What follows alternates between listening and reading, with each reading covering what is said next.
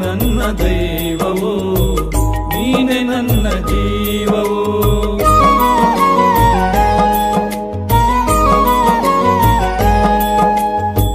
ನೀನೆ ನನ್ನ ಜ್ಯೋತಿ, ನೀನೆ ನನ್ನ ಆರತಿ, ನೀನೆ ನನ್ನ ಕೀರುತಿ, ನೀನೆ ನನ್ನ ಸಾರಥಿ. ಮುಂದೆ ದಾರಿ ತೋರದಯ್ಯ, ಎಲ್ಲೆಲ್ಲೂ ಕತ್ತಲಯ್ಯ, ಬೆಳಕ ತೋರಿ ನನ್ನನ್ನು ಮುನ್ನಡೆಸು ಬಾರಯ್ಯ. ನೀನೆ ನನ್ನ ಗುರುವು, ನೀನೆ ನನ್ನ ಏರುವು.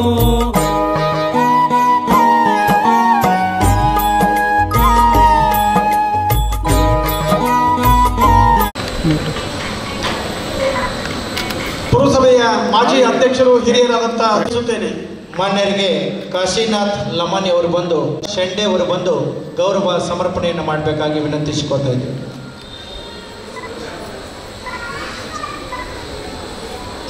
ಮುಖಂಡರಾದಂಥ ಶ್ರೀ ಸಂಗಮೇಶ್ ಓಲೆ ಪರವಾಗಿ ಸ್ವಾಗತ ಬಯಸುತ್ತೇನೆ. ಮಾನ್ಯರಿಗೆ ರಿಯಾಲ್ ಕೊರ್ಬು ಅವರು ಬಂದು ಗೌರವ ಅಧ್ಯಕ್ಷರಾದಂಥ ಸಹೋದರಿ ರುಕ್ಮಿಣಿಬಾಯಿ ರಾಠೋಡ್ ಅವರನ್ನು ನೋಡ್ರಿ ಬಸವೇಶ್ವರ ಸೇವಾ ಸಮಿತಿಯ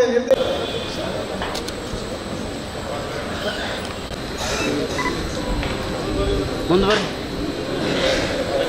ಸರ್.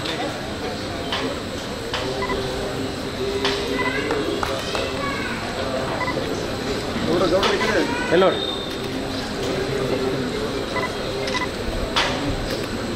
ವಾದವಸ್ತುವಿಗೆ ನೀನಾದಿ ಚೈತನ್ಯನಾಗಿ ಶೋಭಿಸುತ್ತಿಪ್ಪ ಅನಾದಿ ಶ್ರೀ ಗುರುವೆ ಕೃಪೆಯಾಗಿ ವೇದಾಂತ ಕೇಸರಿ ಮಲ್ಲಿಕಾರ್ಜುನ ಮಹಾಸ್ವಾಮಿಗಳನ್ನು, ಶಿವಯೋಗಿಗಳನ್ನು ನನ್ನ ಅಂತರಾಳದಲ್ಲಿ ನೆನೆದು ಹಾಗೂ ಜ್ಞಾನಯೋಗಿ ಶ್ರೀ ಸಿದ್ದೇಶ್ವರ ಮಹಾಸ್ವಾಮಿಗಳನ್ನು ನನ್ನ ಅಂತರಾಳದಲ್ಲಿ ನೆನೆದು ಈ ಒಂದು ಶುಭ ಸಮಾರಂಭದಲ್ಲಿ ಈ ವೇದಿಕೆಯ ಸಾನ್ನಿಧ್ಯವನ್ನು ವಹಿಸಿರ್ತಕ್ಕಂಥ ಎಲ್ಲ ಪರಮ ಪೂಜ್ಯರ ಪಾದಗಳಿಗೆ ಹನುಮಣೆದು ಹಾಗೂ ವಿಶೇಷವಾಗಿ ಇವತ್ತಿನ ದಿವಸ ಇಲ್ಲಿ ಸೇರಿರ್ತಕ್ಕಂಥ ಎಲ್ಲ ಶ್ರದ್ಧೆಯ ತಾಯಂದಿರೇ, ಹಿರಿಯರೇ, ಅತಿಥಿ ಬಂಧುಗಳೇ, ತಮಗೆಲ್ಲರಿಗೂ ಶರಣೆಂದು ಎರಡೇ ಭಾವೈಕ್ಯತೆಯ ಮಾತುಗಳನ್ನು ಇವತ್ತಿನ ದಿವಸ ನಿಮ್ಮ ಜೊತೆ ಹಂಚ್ಕೊಳ್ಳಿಕ್ಕೆ ಬಯಸಿದ್ದೇನೆ. ಬಹುತೇಕ ಈ ಗುರುವಂದನಾ ಕಾರ್ಯಕ್ರಮದಲ್ಲಿ, ಈ ಪೂರ್ವಭಾವಿ ಸತ್ಸಂಗದಲ್ಲಿ ಸೇರಿರ್ತಕ್ಕಂಥ ಶ್ರದ್ಧೆಯ ಬಂಧು ಭಗೀರರು ಏನಿದ್ದಾರೆ ಅವರು ಈ ಸಹಸ್ರಾರು ಸಂಖ್ಯೆಯಲ್ಲಿ ಇವತ್ತು ಸೇರಬೇಕಾದ್ರೆ ಬಹುತೇಕ ಅಪ್ಪುಗಳವರು ನಿಮ್ಮ ಜೀವನದಲ್ಲಿ ಮೂಡಿಸಿರ್ತಕ್ಕಂಥ ಪ್ರಭಾವನೆ ಕಾರಣ ಅಂಥೇಳಿ ನಾನಿವತ್ತು ಭಾವಿಸಿದ್ದೀನಿ.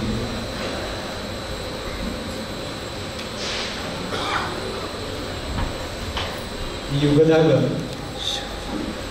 ಈ ವ್ಯಾವಹಾರಿಕ ಮತ್ತು ವೇಗವಾದಂಥ ಒಂದು ಜೀವನದಲ್ಲಿ ಒಂದು ಕ್ಷಣ ಶಾಂತಿಯುತವಾಗಿ ಕುಳಿತುಕೊಂಡು ಜೀವನದ ಅರ್ಥದ ಬಗ್ಗೆ ಸತ್ಯ ಶೋಧನೆ ಮಾಡಲು ದಾರಿದೀಪ ಹಾಕಿಕೊಟ್ಟಿರ್ತಕ್ಕಂಥ ಶತಮಾನದ ಅಪರೂಪದ ಸಂತರು ಯಾರಾದರೂ ಇದ್ರೆ ಅದು ಜ್ಞಾನಯೋಗಿ ಸಿದ್ದೇಶ್ವರ ಶ್ರೀಗಳು ಅಂಥೇಳಿ ನಾನು ಭಾವಿಸಿದ್ದೀನಿ. ಅದರಲ್ಲಿ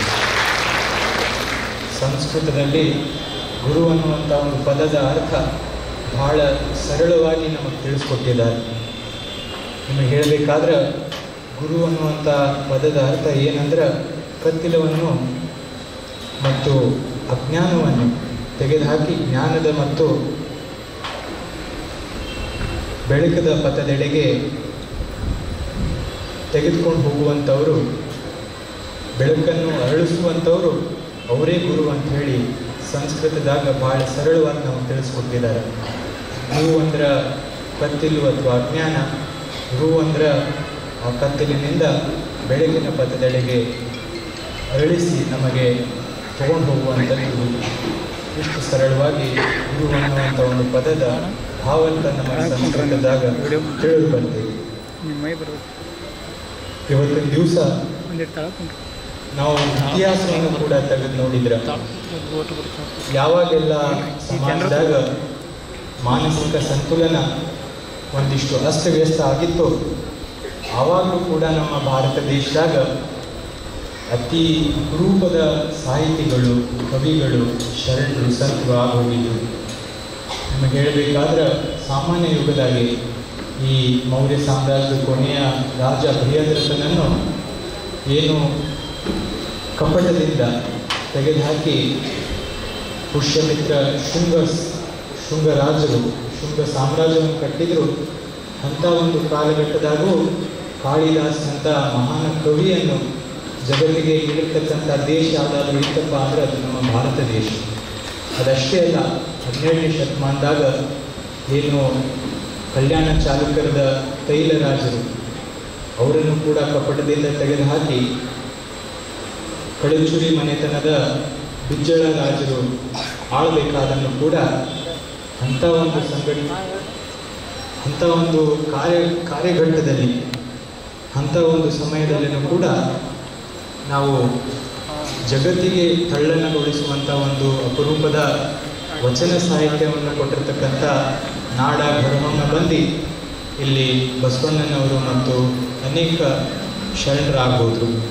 ಇಂಥ ಒಂದು ನಾಡು, ಇಂಥ ಒಂದು ದೇಶ, ಬಹುತೇಕ ಇಂಥ ದೇಶದಾಗ ನಾವು ಹುಟ್ಟಿ ಗುರುಗಳನ್ನು ಸ್ಮರಿಸಿ ಅವರ ಸೇವೆ ಸಲ್ಲಿಸುವಂಥ ಒಂದು ಅವಕಾಶ ಸಿಕ್ಕಿದ್ದು ನಮ್ಮ ನಿಮ್ಮೆಲ್ಲರದು ಸುದೈವ ಅಂತೇಳಿ ನಾನು ಭಾವಿಸಿದ್ದೀನಿ. ಇವತ್ತಿನ ದಿವಸ ಇವತ್ತು ಇನ್ನೊಂದು ಸಂತೋಷದ ಸಂಗತಿ ಏನಪ್ಪ ಅಂದ್ರೆ, ನಮ್ಮ ಶರಣರು, ನಮ್ಮ ಜಗದ್ಗುರು ಬಸವಣ್ಣನವರು ಶೂನ್ಯ ಸಿಂಹಾಸನದಲ್ಲಿ ಕುಳಿತಿರ್ತಕ್ಕಂಥ ಅಲ್ಲಂ ಪ್ರಭುದೇವರು ಅವರೆಲ್ಲರ ಸ್ಮರಣೆಯಲ್ಲಿ ಇವತ್ತು ಬೆಳಗಾವಿಯ ವಿಧಾನಸೌಧದಲ್ಲಿ ಏನು ನಮ್ಮ ಜಗತ್ತಿನ ಪ್ರಪ್ರಥಮ ಪಾರ್ಲಿಮೆಂಟ್ ಅಂತ ಹೇಳಿ ಕರಿತೀವಿ, ಪ್ರಖ್ಯಾತಿ ಪಡೆದಿರ್ತಕ್ಕಂಥ ಅನುಭವ ಮಂಟಪದ ಒಂದು ತೈಲ ಚಿತ್ರ ಅಂದರೆ ಆಯಿಲ್ ಪೇಂಟಿಂಗ್ ಅನಾವರಣಗೊಂಡಿದ್ದು ನಮಗೆಲ್ಲರಿಗೂ ಸಂತಸ ತರುವಂಥ ಒಂದು ವಿಷಯ ಆಗಬೇಕು ಅಂತ ಹೇಳಿ ನಾನು ತಿಳಿಸುತ್ತೆ. ಇಂಥ ಒಂದು ದಿಶೆಯಲ್ಲಿ ಸಮಾಜ ಸಾಗಬೇಕಾಗಿತ್ತು. ಆವಾಗಲೇ ನಾವು ಸ್ವಸ್ಥವಾಗಿ ಬದುಕಲಿಕ್ಕೆ ಸಾಧ್ಯ. ನಮಗೆ ನೀಡಿ ಹೋಗಿರ್ತಕ್ಕಂಥ ಸಂಸ್ಕೃತಿ, ನಮಗೆ ನೀಡಿ ಹೋಗಿರ್ತಕ್ಕಂಥ ಸಾಹಿತ್ಯ ಮತ್ತು ಸಿದ್ಧಾಂತ ಇವುಗಳನ್ನು ನಾವು ಬೆಳೆಸಬೇಕಾಗ್ತೈತಿ, ಅವುಗಳನ್ನು ಆಚರಿಸ್ಬೇಕಾಗ್ತೈತಿ. ಆ ಕೆಲಸ ಇವತ್ತಿನ ನಾಟದಾಗ ಆಗ್ಲಿಕ್ಕತ್ತಿದ್ದು ನಿಮಗೆಲ್ಲರಿಗೂ ಸಂತೋಷ ತರುವಂಥ ಒಂದು ವಿಷಯ ಆಗಿದೆ. ನಮ್ಮ ನಾಡಿನ ಸಂತರು, ಮಹಾತ್ಮರು ಇವ್ರನ್ನೆಲ್ಲ ನಾವು ಸದಾ ಸ್ಮರಿಸುವುದು ಯಾಕಂದ್ರೆ ಶತಶತಮಾನಗಳಿಂದ ಆಚರಿಸ್ಕೊಂಡು ಬಂದಿರತಕ್ಕಂಥ ನಮ್ಮ ಸಿದ್ಧಾಂತ ಸಂಸ್ಕೃತಿಯನ್ನು ಅತಿ ಸರಳವಾಗಿ ಮತ್ತು ಸುಂದರ ಸಾಹಿತ್ಯದ ರೂಪದಲ್ಲಿ ಅವರು ನೀಡಿದರು. ಇವತ್ತಿನ ಆಡಂಬರದ ಜೀವನದಾಗ ಬಹುತೇಕ ಒಂದಿಷ್ಟು ದೇವಸ್ಥಾನಗಳಲ್ಲೇ ನಾವು ನೋಡಿದ್ರೆ VIP ದರ್ಶನ ಪಡೆಯಲು ಮಾರಾಟ ಆಗ್ತೈತಿ. ನಾವೇನಾದರೂ ಹೆಚ್ಚಿಗೆ ದೇಣಿಗೆ ಕೊಟ್ಟಿದ್ರೆ ಆ ಮೂರ್ತಿಯ ಇನ್ನಷ್ಟು ಸನೀಪ ತಗೊಂಡು ಹೋಗಿ ನಿಂದಿಸುವಂಥ ಒಂದು ಸನ್ನಿವೇಶದಾಗ ಇಂಥ ಒಂದು ಕಾಲಘಟ್ಟದಲ್ಲಿಯೂ ಕೂಡ ಬಹುತೇಕ ನಮ್ಮ ಪೂರ್ವಜರು ಮುಂದಾಲೋಚನೆ ಮಾಡಿ ಈ ಆಡಂಬರವನ್ನು ಮೆಟ್ಟಿ ನಿಲ್ಲುವಂಥ ಒಂದು ಸಂಪ್ರದಾಯ ಯಾವುದಾದ್ರೂ ಆಗಬೇಕು ಅಂಥೇಳಿ ಲಿಂಗಾಯತ ಧರ್ಮವನ್ನು ಸ್ಥಾಪಿಸಿದ್ರು ಅಂಥೇಳಿ ನಾನು ಇವತ್ತು ಭಾವಿಸಿದ್ದೇನೆ. ಯಾರು ಆಧ್ಯಾತ್ಮಿಕ ಚಿಂತನೆ ಮುಖಾಂತರ ಪರಮಾತ್ಮನ ಕಡೆ ನಮಗೆ ಇನ್ನೆಷ್ಟು ತೆಗೆದುಕೊಂಡು ಹೋಗ್ತಾರೋ, ಪರಮಾತ್ಮಗ ಇನ್ನೆಷ್ಟು ಸಲೀಂ ತೆಗೆದುಕೊಂಡು ಹೋಗ್ತಾರೋ ಅಂಥವರೇ ನಿಜವಾದ ಗುರುಗಳು ಅಂಥೇಳಿ ನಾನಿವತ್ತು ಭಾವಿಸಿದ್ದೀನಿ. ಹೀಗಾಗಿ ಅಂಥ ಗುರುಗಳು ನಾನು ಯಾರಾದರೂ ನನ್ನ ಜೀವನದಾಗ ಕಂಡಿದ್ರೆ ಅದು ಪೂಜ್ಯ ಶ್ರೀ ಸಿದ್ದೇಶ್ವರ ಮಹಾಸ್ವಾಮಿಗಳಾಗಿದ್ದರು. ಅವರು ಭಾಳ ಸರಳವಾಗಿ ನಾನು ಮೇಲೆ ಹೇಳತ್ತಿರ್ತೀನಿ, ಜಗತ್ತಿನ ಎಲ್ಲ ತತ್ವಗಳನ್ನು ಅಗಾಧವಾಗಿ ಅವರು ಶೋಧ ಮಾಡಿ ಭಾಳ ಸರಳವಾಗಿ ಕಥೆಗಳ ಮುಖಾಂತರ, ಪ್ರವಚನಗಳ ಮುಖಾಂತರ, ಸತ್ಸಂಗಗಳ ಮುಖಾಂತರ ನಮಗೆ ತಿಳಿಸ್ಕೊಡುವಂಥ ಕೆಲಸ ಶ್ರೀಗಳು ಮಾಡೋಗಿದ್ದು. ಒಂದು ಭಾಳ ಸುಂದರ ಕಥೆ ನನಗೆ ನೆನಪು ಬರ್ತೈತಿ. ಅವರು ಒಂದು ಕಥೆ ಒಳಗೆ ಅಪ್ಪವ್ರು ಹೇಳ್ತಿದ್ರು, ಒಂದೊಂದು ಕಾಲದಾಗ ಒಬ್ಬರು ಮಹಾರಾಜರಿದ್ರಂತ.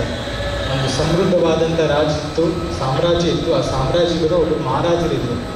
ಆ ಮಹಾರಾಜರು ಎಲ್ಲರ ಮೇಲೆ ಪ್ರೀತಿ ವಾತ್ಸಲ್ಯದಿಂದ ಅವ್ರ ಜೊತೆ ಒಂದು ಸಂಬಂಧವನ್ನು ಬೆಳೆಸಿ ಪ್ರೀತಿ ವಾತ್ಸಲ್ಯವನ್ನು ಹೊಂದಿರ್ತಕ್ಕಂಥ ಒಂದು ವ್ಯಕ್ತಿತ್ವ ಹೊಂದಿದ್ರು. ಒಂದು ದಿವಸ ಏನಾಯಿತು, ಅವರ ಅರಮನೆಯಲ್ಲಿ ಅನೇಕ ಸೇವಕರು ಇರ್ತಿದ್ರು. ಒಂದು 100 ಸೇವಕರು, ಮಹಾರಾಜರಂದ್ರೆ 100 ಸೇವಕರು ಇರ್ತಿದ್ರು. ಆ ಸೇವಕರಲ್ಲಿ ಒಬ್ಬರು ಮುಪ್ಪಿನ ವಯಸ್ಸದವರು ಮುದುಕರಿದ್ದರು. ಆ ಅಜ್ಜ ಏನಿದ್ರು ಈ ಮಹಾರಾಜರದ್ದು ಸೇವೆ ಸಲ್ಲಿಸ್ಕೊಂಡು ಬಂದಿದ್ರು. ಅವರಷ್ಟೇ ಅಲ್ಲ, ಅವ್ರದ್ದು ಮನೆತನನೇ, ಅವ್ರದ್ದು ಪೂರ್ವಜರು ಕೂಡ ಇದೇ ಮನೆತನದ ಸೇವೆ ಸಲ್ಲಿಸ್ಕೊಂಡು ಬಂದಿರತಕ್ಕಂಥ ಒಂದು ವ್ಯಕ್ತಿ ಆಗಿದ್ದರು ಈ ಮುದುಕರು, ಮುಪ್ಪಿನ ವ್ಯಕ್ತಿ. ಅವರು ಸೇವೆ ಸಲ್ಲಿಸಿ ಅವ್ರದ್ದು ಜೀವ ಆಯಸ್ಸು ಕಳೆದು ಹೋಗ್ತೈತಿ.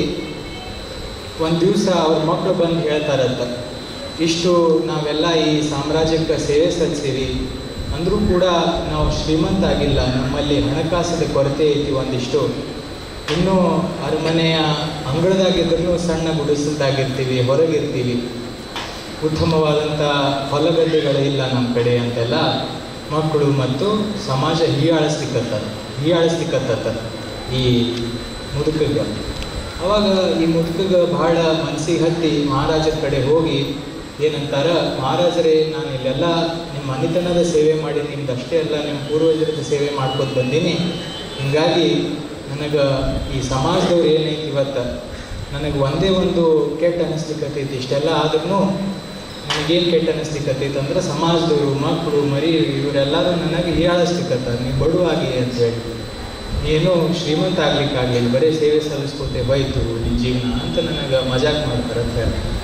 ಅವಾಗ ಏನಂತ, ನೀವು ಮಹಾರಾಜರು ಭಾಳ ನಿಪುಣವಾದಂಥ ವ್ಯಕ್ತಿ ಇರ್ತಾರೆ, ಅವ್ರೇನು ಹೇಳ್ತಾರೆ, ಏನೂ ಅವನಿಗೆ ತಪ್ಪು ತಿಳ್ಕೊಳ್ಳೋದಿಲ್ಲ. ಅವ್ರೇನು ಹೇಳ್ತಾರೆ, ನೀವು ಒಂದು ಕೆಲಸ ಮಾಡಿರಿ, ನಾನು ಹಿಂಗೆ ನಿಮ್ಗೆ ಏನರೇ ಕೊಟ್ರೆ ಅದು ಭಿಕ್ಷೆ ಕೊಟ್ಟಂಗೆ ಆಗ್ತೈತಿ, ಅದಕ್ಕೆ ನೀವು ಭಿಕ್ಷಕನೇನಲ್ಲ, ನೀವು ಒಂದು ಕೆಲಸ ಮಾಡು, ಏನಾದರೂ ಒಂದು ಕಾರ್ಯ ಹೇಳ್ತೀನಿ, ಆ ಕಾರ್ಯದಾಗ ನೀನು ಏನು ಯಶಸ್ವಿ ಆದ್ರೆ ನಿನಗೆ ಅದರ ತಕ್ಕಂತೆ ನಿಮಗೆ ಬಹುಮಾನ ಕೊಡ್ತೀನಿ ಅಂತ ಹೇಳ್ತಾರೆ. ಅವಾಗ ಆಯ್ತು ಅಂತ ಹೇಳಿ ಇವ್ರು ಹೋಗ್ತಾರೆ. ಏನು ಹೇಳ್ತಾನೆ ಮಹಾರಾಜ ಷರತ್ತು ಏನು ಹೇಳ್ತಾನಪ್ಪ ಅಂದ್ರೆ, ಇಲ್ಲಿ ಒಂದು ಹೊಳಿ ಐತಿ, ಅರಮನೆ ಪಕ್ಕದಲ್ಲಿ ಒಂದು ಹೊಳಿ ಇರ್ತೈತಿ, ಆ ಹೊಳಿದಾಗ ನೀನು ಈಶಾಡಿ ಒಂದು ಸರಿನೇ ಆ ಹೊಳಿ ದಂಡಿ ಆಚೆ ಕಡೆ ಹೋಗಿ ಮುಟ್ಟಿ ಈ ಕಡೆ ಬಂದ್ಯಪ್ಪ ಅಂದ್ರೆ ನಿನಗೆ ಒಂದು ಬಂಗಾರದ ನಾಣ್ಯ ಕೊಡ್ತೀನಿ ಅಂತ ಹೇಳ್ತಾನೆ ಅವ್ನು ಮಹಾರಾಜ. ಅದಕ್ಕೆ ಈ ಏನಿದ್ರು ಮುಪ್ಪಿನ ಮುದುಕ ಭಾಳ ಹುರಿದುಂಬಿಸಿ ಅವನಿಗೆ ಭಾಳ ಸಂತೋಷ ಅನಿಸಿ ಆನಂದ ಅನಿಸ್ತೈತೆ, ಅವನಿಗೆ ಹುರುಪು ಬರ್ತೈತಿ, ಬೇಸಿಕ್ಲಿ ಅವನಿಗೆ ಹುರುಪು ಬರ್ತೈತಿ, ಬಂಗಾರ ಸಿಗ್ಲಿಕ್ಕತ್ತೈತ್ರಿ. ಮತ್ತು ನಾಣ್ಯ ಅಂದರೆ ಅವಾಗ 10 ಗ್ರಾಮ್ ಅಲ್ಲ, 100 ಗ್ರಾಮಿನ ನಾಣ್ಯ, ಅದು ಸರಿ ಹೋಗಿ ಬಂದ್ರೆ 1 ಕಿಲೋ ಆಯ್ತು. ಹಂಗಾಗಿ ಅವ ಭಾಳ ಸಂತೋಷ ಅನಿಸ್ತೈತೆ ಅವನಿಗೆ. ಅವ ಏನು ಮಾಡ್ತಾನೆ, ಆಯ್ತು ರೀ ನಾನು ಷರತ್ತು ಒಪ್ಕೋತೀನಿ ಅಂತ ಹೇಳಿ ಹೋಗ್ತಾನೆ ನದಿ ದಂಡಿಗೆ. ಏನು ಹೇಳ್ತಾನೆ, ಇನ್ನೊಂದು ಷರತ್ತು ಇಡ್ತಾನೆ ಮಹಾರಾಜ. ಏನು ಹೇಳ್ತಾನೆ, ನೀ ಬೆಳಗ್ಗೆ ಸೂರ್ಯೋದಯ ನಾವು ಚಾಲೂ ಮಾಡ್ತೀವಿ, ಸೂರ್ಯೋದಯ ಆಗೋದ್ನಾಗ ನಾನು ಚಾಲೂ ಮಾಡ್ತೀನಿ, ಸೂರ್ಯ ಮುಳುಗೋಕ್ಕಿಂತ ಮೊದಲು ನೀನು ಎಷ್ಟು ಸರಿ ಹೋಗಿ ಬರ್ತಿ ಅಷ್ಟೇ ನಾಣ್ಯಗಳನ್ನು ನಾನು ಕೊಡೋವ ನಿನಗೆ ಅಂತ ಹೇಳ್ತಾನೆ. ಚಾಲು ಆಗ್ತೈತಿ, ಹೋಗಿ ಬರ್ತಾರೆ, ಒಂದು ನಾಣ್ಯ ಸಿಗ್ತೈತಿ. ಆ ನಾಣ್ಯ ನೋಡಿ ಇನ್ನೊಂದಿಷ್ಟು ಹುಡುಗ ಬಂದು ಇನ್ನೊಂದು ಸರಿ ಹೋಗಿ ಬರ್ತಾನೆ. ಹಾಗೆ ಸಂಜೆ ಆಗುತ್ತಾನ ಮುದುಕ ಏನು 20 ವರ್ಷದ ಹುಡುಗ ಹೆಂಗಿರ್ತಾರೆ ಹಂಗೆ ಆ ಒಂದು ವೇಗದಲ್ಲಿ, ಆ ಒಂದು ಮನಸ್ಥಿತಿಯಲ್ಲಿ ನಾನು ಹ್ಯಾಂಗರೇ ಮಾಡಿ ಬೆಳೆಸ್ಬೇಕು, ತೊಗೋಬೇಕಿದ್ದನ್ನೆಲ್ಲ ಅಂಥೇಳಿ ಅವ ಈಶಾಟಿಗೆ ಪ್ರಾರಂಭ ಮಾಡಿ ಅವ ದೇಹ ಸೋಲುತ್ತಾನ. ಅದು ಸಂಜೆ ಆಗ್ತೈತಿ, ಸಂಜೆ ಹೊತ್ತಾಗಿ ಸಂಜೆ ಆದಮೇಲೆ ಅಲ್ಲಿರುವಂಥ ಮಂತ್ರಿಗಳೇ ಅನಿಸ್ತಾರೆ. ಮಂತ್ರಿಗಳೆಲ್ಲರೂ ರಾಜಾಗೆ ಹೇಳಕ್ಕೆ ಚಾಲೂ ಮಾಡ್ತಾರೆ, ಹಿಂಗಾದ್ರೆ ಹ್ಯಾಂಗ್ರಿ ನೀವೆಲ್ಲ ನಮ್ಮ ಬೊಕ್ಕಸೇ ಖಾಲಿ ಮಾಡ್ತೀರಿ, ಹಿಂಗಾದ್ರೆ ಇವ ಗಳಿಸ್ಕೋತ ಹೋಗ್ತಾನ, ಬೊಕ್ಕಸ್ದಾಗ ಏನೂ ಉಳಿಯೋದಿಲ್ಲ, ಕೊಡಕ್ಕೆ ಹೋಗ್ಬೇಡ್ರಿ ಹಿಂಗಂತ ಮಂತ್ರಿಗಳೆಲ್ಲರೂ ಬೈಲಿಕ್ಕೆ ಚಾಲೂ ಮಾಡ್ತಾರೆ. ಮಕ್ಕಳೆಲ್ಲ ಮುದುಕಿನ ಮಕ್ಕಳೆಲ್ಲ ಖುಷಿಯಾಗಿ ಹೋಗ್ತಾರೆ. ಏನು ನಮ್ಮ ತಂದೆ ಇಷ್ಟು ವಯಸ್ಸಾದ್ರೂ ಹೊಂಟಾನ ಕಡೆ ಹೊಳಿ ದಾಟಿ ಇಷ್ಟೆಲ್ಲ ನಮಗೆ ಶ್ರೀಮಂತ ಮಾಡಿ ಹೊಂಟಾನ ಒಟ್ಟ ಅಂತ ಹೇಳ್ತಾನೆ ಮಗ ಮುದುಕಂದು. ಇಷ್ಟೆಲ್ಲ ಆದಮೇಲೆ ಕೊನೆಯದಾಗಿ ಇವ ಏನು ಸೂರ್ಯೋದಯ ಸೂರ್ಯ ಮುಳುಗ್ಲಿಕ್ಕತ್ತಿದ್ದ. ಅವಾಗ ಮಹಾರಾಜ ಹೇಳ್ತಾನೆ, ಆಯ್ತು ಇಷ್ಟೆಲ್ಲ ನೀನು ಸಂಪತ್ತು ಗಳಿಸಿಯಪ್ಪ, ಆಯ್ತು ಇದನ್ನು ತೊಗೊಂಡು ಹೋಗು, ಸೂರ್ಯ ಮುಳುಗ್ಲಿಕ್ಕತ್ತಾನ ಅಂತ ಹೇಳ್ತಾನೆ. ಅದಕ್ಕೂ ಒಪ್ಪೋದಿಲ್ಲ ಮುದುಕ. ಇಲ್ಲ ನೀವು ಹೇಳಿದ್ರಿ ಸೂರ್ಯ ಮುಳುಗೋದು ಆದಮೇಲೆ ನಾನು ನಿಂದಿರ್ಬೇಕಂತ ಹೇಳಿ ಸೂರ್ಯ ನಾನು ಮುಳುಗಿಲ್ಲ, ನಾವು ಹೋಗೋವ ಅಂಥೇಳಿ ಅವನ ದೇಹ ಸೋತರು ಕೂಡ ಈ ಮುದುಕ ದಾಟ್ಲಿಕ್ಕೆ ಹೋಗ್ತಾನೆ. ಅವನ ದೇಹ ಸೋತಿ ಅಲ್ಲೇ ಮುಳುಗಿ ಹೋಗ್ಬಿಡ್ತಾನೆ. ಆ ದೇಹ ಸೋತಿ ಮುಳುಗಿ ಹೋದ್ಮೇಲೆ ಅವಾಗ ಈ ಮಹಾರಾಜ ಅವನ ಮಂತ್ರಿ ಕಡೆ ಮುಖ ಮಾಡಿ ಹೇಳ್ತಾನೆ, ಒಂದು ಏನು ರಾಯಭಾರಿಯನ್ನು ನೋಡ್ಕೊಳ್ಳುವಂಥ ಏನು ಜನ ಇದ್ರು ಅವ್ರ ಕಡೆ ಎಲ್ಲ ನೋಡಿ ಹೇಳ್ತಾನೆ, ಯಾವಾಗ ಎಲ್ಲಿ ತನಕ ಸಮಾಜದಾಗ ಆಸೆ ಮೀರಿ ದುರಾಸೆ ಇರ್ತೈತಿ ಅಲ್ಲಿ ತನಕ ನಮ್ಮ ಬೊಕ್ಕಸು ಖಾಲಿನೇ ಆಗೋದಿಲ್ಲ ಅಂತ ಹೇಳಿ ಈ ಮಹಾರಾಜ ಹೇಳ್ತಾನೆ. ಅಂಥ ಒಂದು ಸಂದೇಶ ಅಂದ್ರೆ ನಮ್ಮ ಶರಣರ ನಾಡ್ದಾಗ ಒಂದು ಭಾಳ ಚಂದ ವಚನ ಐತಿ. ಬೇಡರ ದಾಸಮಯ ವಚನ ಏನು ಹೇಳ್ತಾರಪ್ಪ ಅಂದ್ರೆ, ಹರಿದ ಗೋಣಿಯಲ್ಲೊಬ್ಬ ಕಳವೆಯ ತುಂಬಿದ. ಕಳವೆ ಅಂದ್ರೆ ಅನ್ನ, ಧಾನ್ಯ, ದವಸ ಧಾನ್ಯಗಳು. ಹರಿದ ಗೋಣಿಯಲ್ಲೊಬ್ಬ ಕಳವೆಯ ತುಂಬಿದ. ಇರುಳೆಲ್ಲ ನಡೆದ ಸುಂಕು ಕಂಜಿ. ಇರುಳೆಲ್ಲ ಅಡ್ಡಾಡಿದ ಸುಂಕು ಕಂಜಿ ಅಂದ್ರೆ ತೆರಿಗೆ ಕಟ್ಟಬೇಕಾಗ್ತಿತ್ತಲ್ಲ, ಟ್ಯಾಕ್ಸ್ ಗಳಿಸಿದ್ರ ಮೇಲೆ ಆ ಸುಂಕ ಕಂಜಿ ಇರುಳೆಲ್ಲ ಅಡ್ಡಾಡ್ದಾಗ್ತ ತಪ್ಪಿಸ್ಕೋಬೇಕು ಅಂತ ಹೇಳಿ. ಕಳವೆಯೆಲ್ಲ ಹೋಗಿ ಬರೀ ಗೋಣಿ ಉಳಿಯಿತು.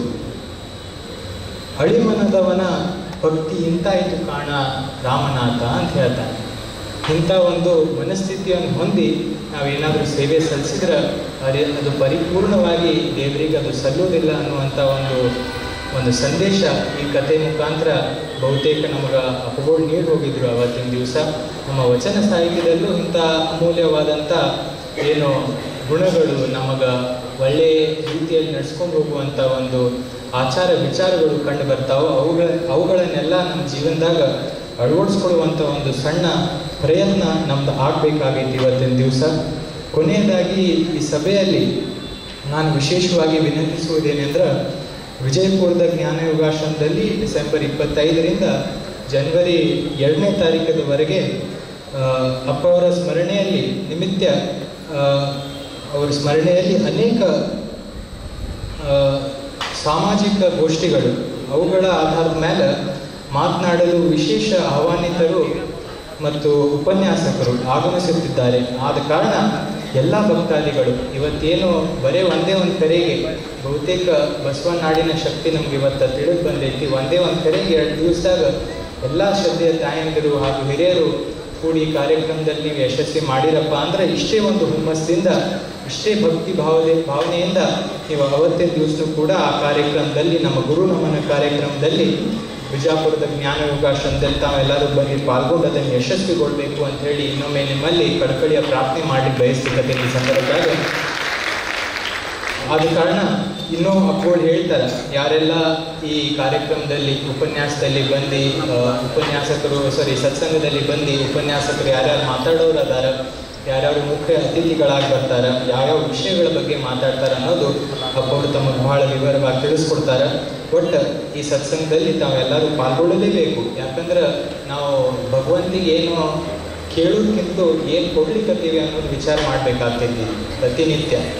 ಬರೀ ಭಗವಂತ ಏನು ನಮಗೆ ಕೊಟ್ಟಾನ ಅನ್ಕೊಂಡು ಹೋದ್ರೆ ಅದು ನಮ್ಮಿಂದ ಭಾಳ ಕೆಟ್ಟ ಒಂದು ಕೆಲಸ ಆಗ್ತೈತಿ. ನಾವು ಹಿಂಗೆ ವಿಚಾರ ಮಾಡಬೇಕು, ಭಗವಂತ 2 ಕಣ್ಣು ಕೊಟ್ಟಾನ, ಈ ದೇಹ ಕೊಟ್ಟಾನ, ಜಗತ್ತೆಲ್ಲ ಅನುಭವಿಸ್ಲಿಕ್ಕೆ ಒಂದು ಅವಕಾಶ ಮಾಡಿಕೊಟ್ಟಾನ. ಹೀಗಾಗಿ ನಮ್ಮ ಗುರುಗಳಿಗೆ ನಮನ ಸಲ್ಲಿಸ್ಲಿಕ್ಕೆ ತಾವೆಲ್ಲರೂ ವಂದನೆಗಳನ್ನು ಸಲ್ಲಿಸ್ಲಿಕ್ಕೆ ಅತ್ಯಂತ ಸಹಸ್ರಾರು ಸಂಖ್ಯೆಯಲ್ಲಿ ತಾವೆಲ್ಲರೂ ಸೇರಿ ಅಂತ ಹೇಳಿ ಇನ್ನೊಮ್ಮೆ ತಮ್ಮಲ್ಲಿ ಪ್ರಾರ್ಥಿಸಿ 2 ಮಾತುಗಳನ್ನು. ದಾಸೋಹದ ನಾಡಿನಲ್ಲಿ ಜ್ಞಾನಯೋಗಿ ಗುರುದೇವರ ಗುರುನಮನ ಮಹೋತ್ಸವದ ಈ ಪೂರ್ವಭಾವಿ ಸತ್ಸಂಗದಲ್ಲಿ ಸಮ್ಮಿಲಿತರಾಗಿರ್ತಕ್ಕಂಥ ಎಲ್ಲ ಪೂಜ್ಯರ ಅಡಿದಾವರಗಳಲ್ಲಿ ಪಡಮಟ್ಟು ವೇದಿಕೆಯ ಮೇಲೆ ಆಸನದಿಂದ ಎಲ್ಲ ಗಣ್ಯಮಾನ್ಯರಲ್ಲಿ ಎದುರಿಗೆ ಕುಳಿತಿರೋದ್ರಿಂದ ಎಲ್ಲ ಶರಣ ತಾಯಿ ತಂದೆಯರೇ ತಮ್ಮೆಲ್ಲರಿಗೂ ಶರಣೆ. ಈಗ ಸಮಯ ಭಾಳ ಆಗಿರೋದ್ರಿಂದ ನಿಮ್ಗೆ ಅಪ್ಪಳ ಬಗ್ಗೆ ಏನು ಹೇಳಿದರೂ ಕಡಿಮೆ. ಸೂರ್ಯನ ವರ್ಣಿಸಲಿಕ್ಕೆ ಆಗಲ್ಲ. ಜ್ಞಾನ ಆಕಾಶ ಎಷ್ಟು ದೊಡ್ಡದ್ರಿ, ಗಗನಂ ಗಗನಾಕಾರಂ, ಸಾಗರಂ ಸಾಗರೂಪಂ, ಸಾಗರನೂ ವರ್ಣಿಸ್ಲಿಕ್ಕೆ ಆಗಲ್ಲ. ಆ ದೃಷ್ಟಿಯಿಂದ ಅಪ್ಪಗಳ ಬಗ್ಗೆ ನಾನು ಏನು ಹೇಳಿದ್ದಾರೆ ನೀವೆಲ್ಲ ಕಣ್ತುಂಬ ನೋಡಿದ್ದೀರಿ, ಕಣ್ತುಂಬಿಸ್ಕೊಂಡಿದ್ದೀರಿ ಇಲ್ಲೇ ಬಂದಿದ್ದಾಗ.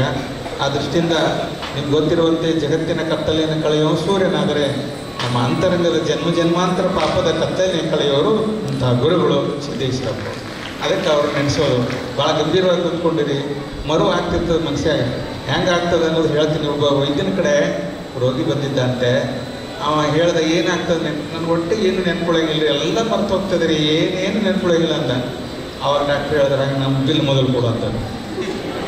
ಮೊದಲು ಬಿಲ್ ತುಂಬ ಆಮೇಲೆ ಹಿಂದಿನ ಔಷಧ ಕೊಡ್ತೀನಿ ಅಂದಂಗೆ ಮರು ಆಗ್ತಿರ್ತದೆ. ಆ ಮರುವನ್ನು ಕಳೆದು ನಮಗೆ ಅರಿವನ್ನು ತುಂಬುವಂತಹ ಆ ಮಹತ್ವವನ್ನು ಎಷ್ಟು ನೆನೆಸ್ಬೇಕು ಹೇಳ್ರಿ, ಎಷ್ಟು ನೆನೆಸಿದರೂ ಕಡಿಮೆ. ಆ ದೃಷ್ಟಿಯಿಂದ ಗುರುಗಳು ನಮಗೊಂದು ಸಂದೇಶ, ಅವರು ಮಹಾತ್ಮ ಗಾಂಧೀಜಿಯವ್ರಿಗೂ ಒಬ್ಬ ಪತ್ರಕರ್ತ ಕೇಳಿ ನಿಮ್ಮ ಸಂದೇಶ ಏನ್ರಿ ಅಂತ. ಪಾಪ ಗಾಂಧೀಜಿ ಬಡಕಲು ಸೇರಿದ ಅವನು ಹೇಳ್ತಾನೆ, ನನ್ನ ಸಂದೇಶ ಏನು ಹೇಳಿ ಮಾರಾಯ, ನನ್ನ ಬದುಕ ನನ್ನದೊಂದು ಸಂದೇಶ ಅಂತ. ನಾ ಹೆಂಗೆ ಬದುಕಿನ ಅದ ನನ್ನ ಸಂದೇಶ. ಹಾಗೆ ಅಪ್ಪಗಳ ಸಂದೇಶ ಏನು ಜಗತ್ತಿಗೆ ಅಂದರೆ ಅವ್ರ ಬದುಕೇ ಒಂದು ದೊಡ್ಡ ಸಂದೇಶ ಆಗಿತ್ತು. ಏನು ಅವರು ಬೆಳಗಿನಲ್ಲಿ ಹೇಳೋದು, ಸೌಮ್ಯವಾಗಿ ಮಾತನಾಡೋದು, ಮೃದು ನುಡಿದರೆ ಮುತ್ತಿನ ಹಾರದಂತಿರಬೇಕಂತ ಬಸವಣ್ಣವ್ರ ವಚನೆಗೆ ಸಾಕ್ಷಿಯಾಗಿತ್ತು ಅವರ ಜೀವನ. ಆ ದೃಷ್ಟಿಯಿಂದ ನಾವು ಕೂಡ ಹಾಗೆ ಬದುಕಲಿಕ್ಕೆ ಪ್ರಯತ್ನ ಮಾಡೋಣ, ಅವ್ರ ಹೆಜ್ಜೆಯಲ್ಲಿ ಹೆಜ್ಜೆ ನೆಡೋಣ ಅಂತ ಹೇಳೋದ್ರೊಂದಿಗೆ ಒಂದು ಮಾತನ್ನ ಯಾವಾಗಲೂ ಹೇಳ್ತಿರ್ತೀನಿ, ಅದನ್ನು ಹೇಳಿ ಮುಗಿಸ್ಬಿಡ್ತೀನಿ. ಅಪ್ಪಗಳು ಎಲ್ಲ ಹೇಳ್ತಿದ್ರು ಎಲ್ಲರಿಗೆ, ಈ ಜಗತ್ತಿನಲ್ಲಿ ನಾವು ಬಂದಿದ್ದೇವಲ್ಲ, ಇದಕ್ಕಿಂತ ಸೌಭಾಗ್ಯ ಇನ್ನೇನದೆ. ಇಲ್ಲೇ ಬಸವಣ್ಣವ್ರು ಬಂದರು, ಇಲ್ಲೇ ಅಲ್ಲಮಪ್ಪನವರು, ಬುದ್ಧ, ಬಸವ, ಮಹಾವೀರ, ಇಂತಿಂಥ ಜ್ಞಾನಿ ಯೋಗಿಗಳು, ಸಂತರು, ವರೇಣ್ಯರು ಬಂದು ಹೋಗಿ ಈ ಪುಣ್ಯಭೂಮಿಗೆ ನಾವು ಬಂದೀವಿ. ನಮ್ಗಿಂತ ಕಡಿಮೆ ಯಾರದಾರ ಹೇಳ್ರಿ. ಅದಕ್ಕೆ ಇಲ್ಲೇನು ಕೊರತೆ ಇದೆ ಹೇಳ್ರಿ? ಏನೇನು ಕೊರತೆ ಇಲ್ಲ. ಅದಂಥ ಸುಂದರವಾದ ಸತ್ಯಂ ಶಿವಂ ಸುಂದರಂ ಸೃಷ್ಟಿಯನ್ನು ಕೊಟ್ಟಂಥ ಪರಮಾತ್ಮನಲ್ಲಿ ನಾವು ಸದಾ ಸಂತೋಷವಾಗಿರಬೇಕು. ಏನೋ ಒಂದಿಷ್ಟು ಕಡಿಮೆ ದುಡ್ಡು ಇರ್ಬೋದು, ಆ ಗುರುಗಳಿಗೆ ದೊಡ್ಡ ಮಠ ಇರ್ಬೋದು, ನನಗೆ ಸಣ್ಣ ಮಠ ಇರ್ಬೋದು, ಇಲ್ಲ ಐತೆಲ್ಲ ಎಂಥದಾರು ಒಂದು ಮನೆ ಇದೆ. ಈಗ ಅಂಬಾನಿ ಅಂತ ಮನೆ ನಮಗೂ ಬೇಕಂದ್ರೆ ಹೆಂಗೆ, one of the biggest house ಅವ್ರದ್ದು. ನಮ್ಮ ವಿಮಾನಗಳು ಇಳಿತಾವಂತ, ನಮ್ಮ ಮನೆ ಮೇಲೆ ಗುಬ್ಬಿ ಹಾಕಿ ಕೂಡ್ತವೆ. ವಿಮಾನ ಹಾಡಂಗಿಲ್ಲ, ಗುಬ್ಬಿ ಹಾಕಿ ಹಾಡ್ತಾವೆ, ನೆನಪಿರಲಿ. ಅದಕ್ಕೋಸ್ಕರ ನಾ ಅಪ್ಪಗಳು ನಗನಗ್ತಾ ಬದುಕ್ರಿ ಅಂತ ಹೇಳಿದರು. ನಗುತ್ತಾ ಬದುಕೋಣ, ಎಲ್ಲರನ್ನೂ ನಗೆ ಇಲ್ಲಿ ಇಡೋಣ ಅಂತ ಹೇಳೋದಕ್ಕೆ ಒಂದು ಉದಾಹರಣೆ ಕೊಟ್ಟು ಮುಗಿಸ್ಬಿಡ್ತೀನಿ. ಹೊರಗೆ ಹೋಗುವಾಗ ಅಪ್ಪಗಳು ಹೇಳಿದ್ದಿದ್ದು ಕನ್ನಡಿ ಮುಂದಿದ್ದರ್ರಿ ಅಂತಿದ್ರು. ಎಲ್ಲ ಹೋಗ್ತಾರೆ ಸಂತಿ ಪ್ಯಾಟಿ ಮದುವೆ ಮುಂದೆ, ಯಾಕೆ ಮೇಕಪ್ ಮಾಡ್ಕೊಳ್ಳಿಕ್ಕೆ ಅಲ್ಲ, ನಿಮ್ಮ ಮುಖದ ಮೇಲೆ ಕಳೆ ಇದ್ದಾವೆ, ನಗೆ ಇಲ್ಲ ನೋಡ್ರಿ. ಕಳೆ ನಗೆ ಇದ್ರೆ ಹೊರಗೆ ಹೋಗ್ರಿ, ಇಲ್ಲಾಂದ್ರೆ ಮನೆ ಬಿಟ್ಟು ಹೋಗ್ಬೇಡ್ರಿ. ಎಲ್ಲರನ್ನೂ ನಗ್ನಗ್ತಾ ಹೇಳಿಡೋಣ. ಅಂಥ ಸಂತಸದ ಹಬ್ಬವನ್ನು ನೀಡಿದ, ಜ್ಞಾನದ ಹಬ್ಬ ನೀಡಿದ ಗುರುವಿನ ನೆನೆಸಿ ಧನ್ಯವಾದ. ನಮಸ್ಕಾರ. ಜ್ಞಾನಯೋಗಿ ನಡೆದಾಡುವ ದೇವರು ಪೂಜೆ ಅಪ್ಪಗಳ ಪಾದಕ್ಕೆ ಹಣೆಮಣಿದು ವೇದಿಕೆ ಮೇಲಿರುವ ಎಲ್ಲ ಪೂಜ್ಯರಲ್ಲಿ, ಅತಿಥಿಗಳಲ್ಲಿ, ತಮ್ಮೆಲ್ಲರಲ್ಲಿ ನಮ್ಮನ್ನು ಅಪ್ಪಗಳು ಹೇಳುವುದೇನಿಲ್ಲ, ಕೇಳುವುದು, ನಡೆಯುವುದು. ಅವ್ರ ಜೋಡಿ ನಾವು ಏನು ಪ್ರವಚನಕ್ಕಿಂತ ಹೆಚ್ಚ ಅವ್ರು ಒಡನಾಟ ಭಾಳ. ಅವ್ರ ಜೋಡಿ ಒಂದು ಇದರಾಗಿದ್ದರು ಕಗ್ಮರಿ ಒಳಗೆ 15 ಪ್ರವಚನ ನಡೆದಿತ್ತು. ಹೊತ್ತು ಹುಡುಗಿ ಹಾಡಾಕತ್ತಿದ್ರು. ಇನ್ನೊಮ್ಮೆ ಹುಟ್ಟಿ ಬಾ ಬಸವಣ್ಣ, ಕಲ್ಯಾಣದಣ್ಣ, ನೀ ಬಡ್ದಿರೋ ಜಗವನ್ನ ಅಳಿಗಾರವಣ್ಣ ಅಂತ ಆಡಾಕತ್ತಿದ್ರು. ಅಪ್ಪಗಳಂದ್ರು ಆಮೇಲೆ ಕೊಡ್ಲಪ್ಪ ಕನ್ನಂದ್ರು ಅವರು ಇದ್ದಾಗ ಕಾಡು ಇಟ್ರಿ, ಮತ್ತು ಈಗ ಕೊಡ್ತಾರು ಮಾತುನ ಇದ್ದಾಗ ಕಾಡ್ತಿರ್ರಿ. ಹಾಲು ಬರಕ ಇನ್ನೊಮ್ಮೆ ಬಾ ಹಂಗೆ ಬಾ ಅವರೇ ಕೊಡ್ತಾರೆ. ಅದಕ್ಕೆ ನಾವು ನೀ ಅಪ್ಪಗಳ ಒಬ್ರೇನಂದ್ರು ಬಾಯಿಗಳು ಭಾಳ ಕಟ್ಲಾಕತ್ತಿದ್ರು, ಪ್ರವಚನಕ್ಕೆ ಬರಲಿ ಅಂತ ಹೇಳಿ. ಅಂದರೆ ಕೆಲವು ಜನ ಏನು ಹೇಳಿದ್ರು ಗುರುಗಳು, ಅಪ್ಪಳಿಗೆ ಭಾಳ ಒತ್ತಾಯ ಮಾಡಬೇಕು ಮತ್ತು ಭಾಳ ಜನ ಮಾಡಬೇಕು ಅಂತ ಹೇಳಕತ್ತಿದ್ರು. ಕರೀರಿ. ಈಗ ಮಗು ಹತ್ತು ಅಂದ್ರೆ ತಾಯಿ ತೊಗೋತಾಳೆ, ಹಳ್ಳಿಗೆ ತಾಯಿ ತೊಗೊಳಂಗಿಲ್ಲ ಅಂತ ಹೇಳಿದ್ರು.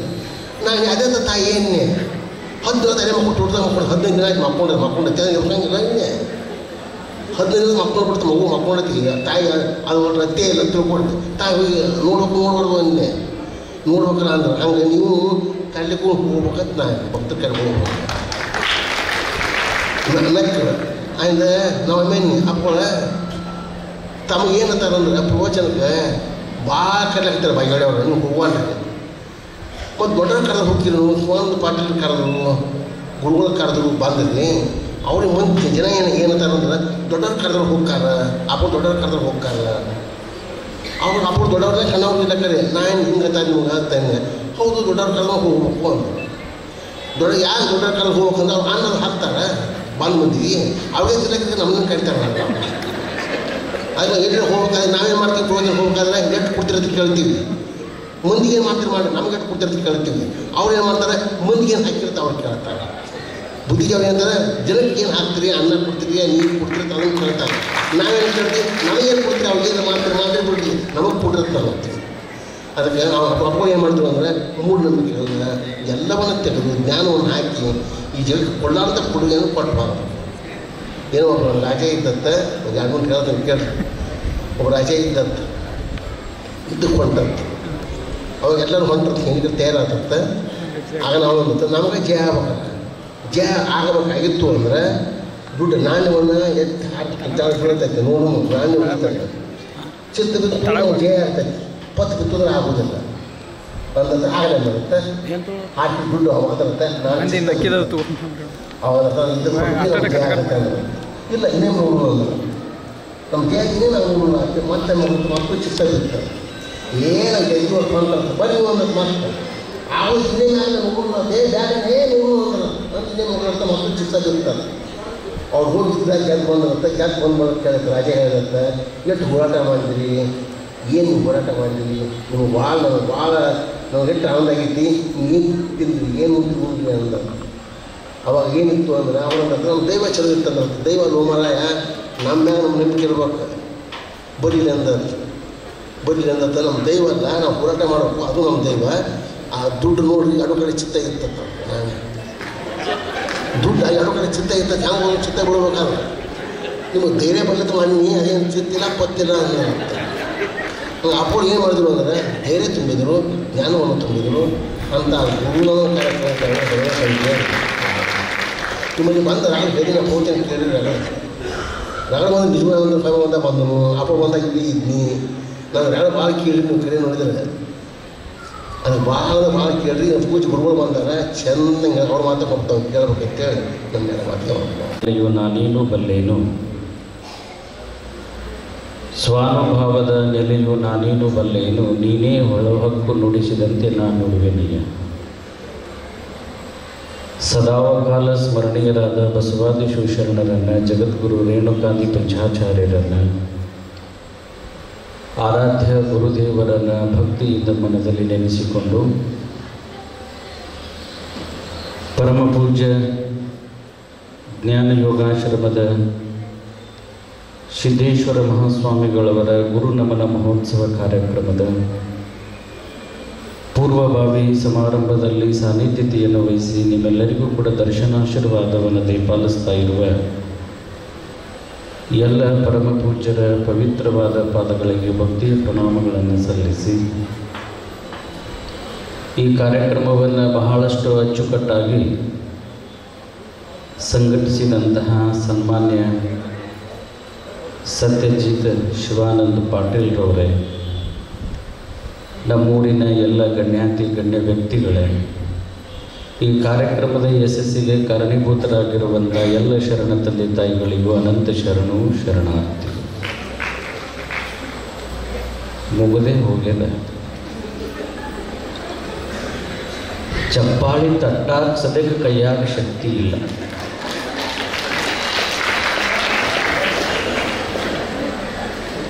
ಒಳಗೆ ಇಷ್ಟು ಮಂದಿ ಅಂತಾರೆ, ನಾವು ಮುಂದೆ ಬಂದು ಸುಮ್ಮನೆ ಕೂತ್ಯಾನು ಕುಂದಿರುವಾಗ ಚಂದ ಕಾಣತ್ತು, ಎದ್ದು ಹೋಗಿ ಏನಂದ್ರೆ ಇನ್ನು ಬೈಲಿಗಿದಾರ ಅಂತ ತಿಳ್ಕೊಂಡು ಹಿಂದೆ ನೋಡ್ತಾರೆ, ಮುಂದೆ ಕೂತಿರ್ತಾರೆ. ಅವ್ರು ಹಿಂದಿನವ್ರು ಊಟ ಮಾಡಿ ತೆರಿಗೆ ಮನೆ ಮುಟ್ಟ್ಯಾರ. ಬಹುಶಃ ಬಹಳಷ್ಟು ಸುಂದರವಾಗಿರುವಂತಹ ಕಾರ್ಯಕ್ರಮ. ಬಹುಶಃ ಪೂರ್ವಭಾವಿ ಸಮಾರಂಭವೇ ಇಷ್ಟು ಸುಂದರವಾಗೈತಿ ಅಂತಂದ್ರೆ ಇನ್ನು ಡಿಸೆಂಬರ್ 25ರಿಂದ ಜನವರಿ 2 ತನಕ ಸಿದ್ದೇಶ್ವರ ಆಶ್ರಮದಲ್ಲಿ ಎಂತಹ ಕಾರ್ಯಕ್ರಮ ನಡೀತಿರ್ಬೋದು ಅನ್ನೋದನ್ನು ಎಲ್ಲರೂ ಕೂಡ ಊಹೆ ಮಾಡಿಕೊಂಡು,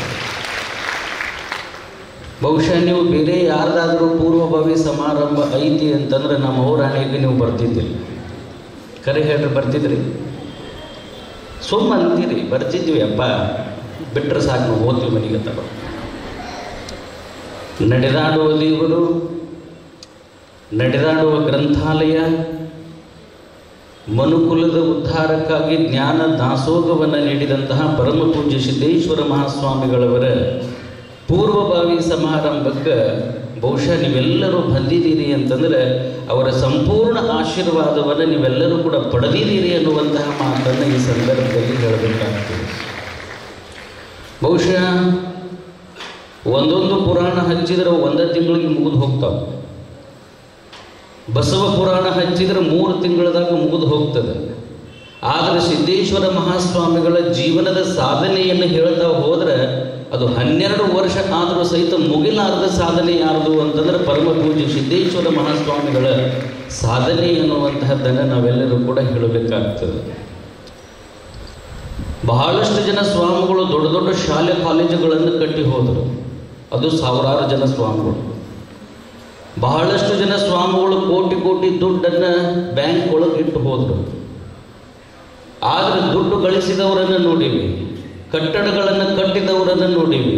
ಆದರೆ ಜ್ಞಾನವನ್ನು ಕಟ್ಟಿ ಸಮಾಜವನ್ನು ಉದ್ಧರಿಸಿದಂತಹ ಮಹಾಪೂಜ್ಯರು ಅಂತಂದರೆ ಅದು ಜ್ಞಾನಯೋಗಿ ಸಿದ್ದೇಶ್ವರ ಮಹಾಸ್ವಾಮಿಗಳು.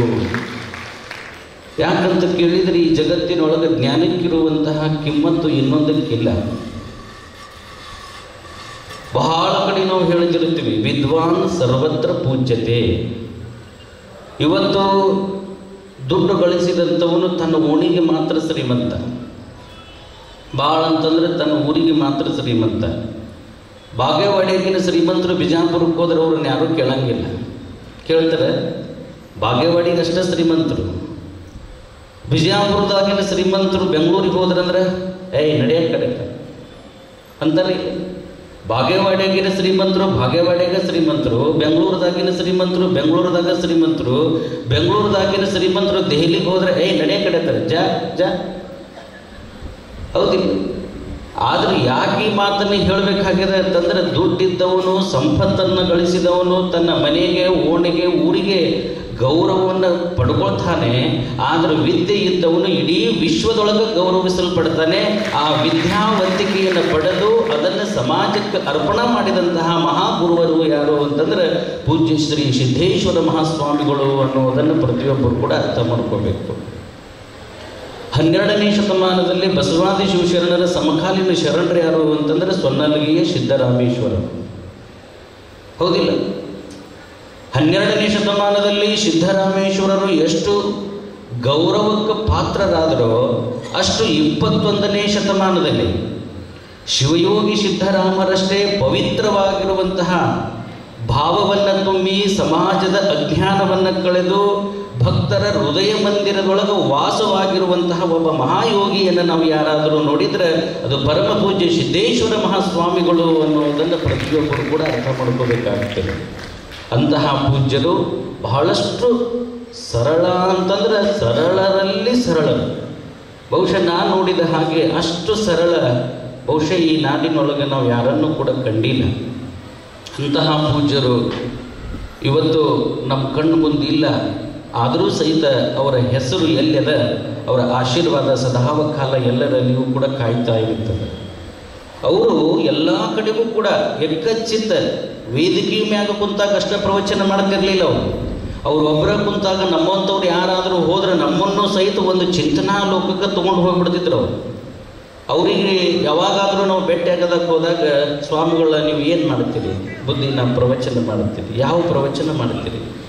ಹಿಂಗ್ರಿ ಶರಣ ಬಸಪ್ಪನ ಪುರಾಣ ಹೇಳ್ತೀವಿ, ಯಡಿಯೂರು ಸಿದ್ಧಲಿಂಗೇಶ್ವರ ಪುರಾಣ ಹೇಳ್ತೀವಿ, ನವಲಗುಂದ ನಾಗಲಿಂಗಾರ್ಜುನ ಪುರಾಣ ಹೇಳ್ತೀವಿ. ಅವ್ರ ಬಗ್ಗೆ ನಮಗೆ ಚಿಂತನೆ ಮಾಡಕ್ಕೆ ಹಚ್ತಿದ್ರು. ಅವ್ರು ಹೆಂಗಿದ್ರು, ಯಾವ ರೀತಿ ಬದುಕಿದ್ರು ಅನ್ನೋದನ್ನು ನಮಗೆ ಚಿಂತನೆ ಮಾಡಕ್ಕೆ ಹಚ್ತಿದ್ರು. ಅಂದರೆ ಜ್ಞಾನವನ್ನು ಹೆಚ್ಚಿಸುವಂತಹ ಪೂಜ್ಯರವರು. ನಾವು ಬೇರೆ ಸ್ವಾಮಿಗಳ ಹತ್ರ ಹೋದ್ರೆ ನೀವು ಎಷ್ಟು ಎಕರೆ ಹೊಲ ಮಾಡೀರಿ, ಎಷ್ಟು ದ್ರಾಕ್ಷಿ ಮಾಡೀರಿ, ದ್ರಾಕ್ಷಿ ಒಳಗೆ ನುಕ್ಸಾನ ಏಟಾಯ್ತು, ಲಾಭ ಏಟಾಯ್ತು, ಅದನ್ನು ಕೇಳ್ತಾರೋ. ಇನ್ನು ಕೆಲವು ಮಂದಿ ನೀವು ಕಲ್ಯಾಣ ಮಂಟಪ ಕಟ್ಟಿರುತ್ತೆ, ಇನ್ನು ಲಾಭ ಅದೋ ನುಕ್ಸಾನ ಅದು, ಮಂದಿ ರೊಕ್ಕ ಕೊಡ್ತಾರೋ ಇಲ್ಲೋ, ಅದನ್ನು ಅವ್ರು ಯಾರಿಗೆ ಬೇಕು ಅದನ್ನು ಅವ್ರು ಕೇಳ್ತಾರೆ.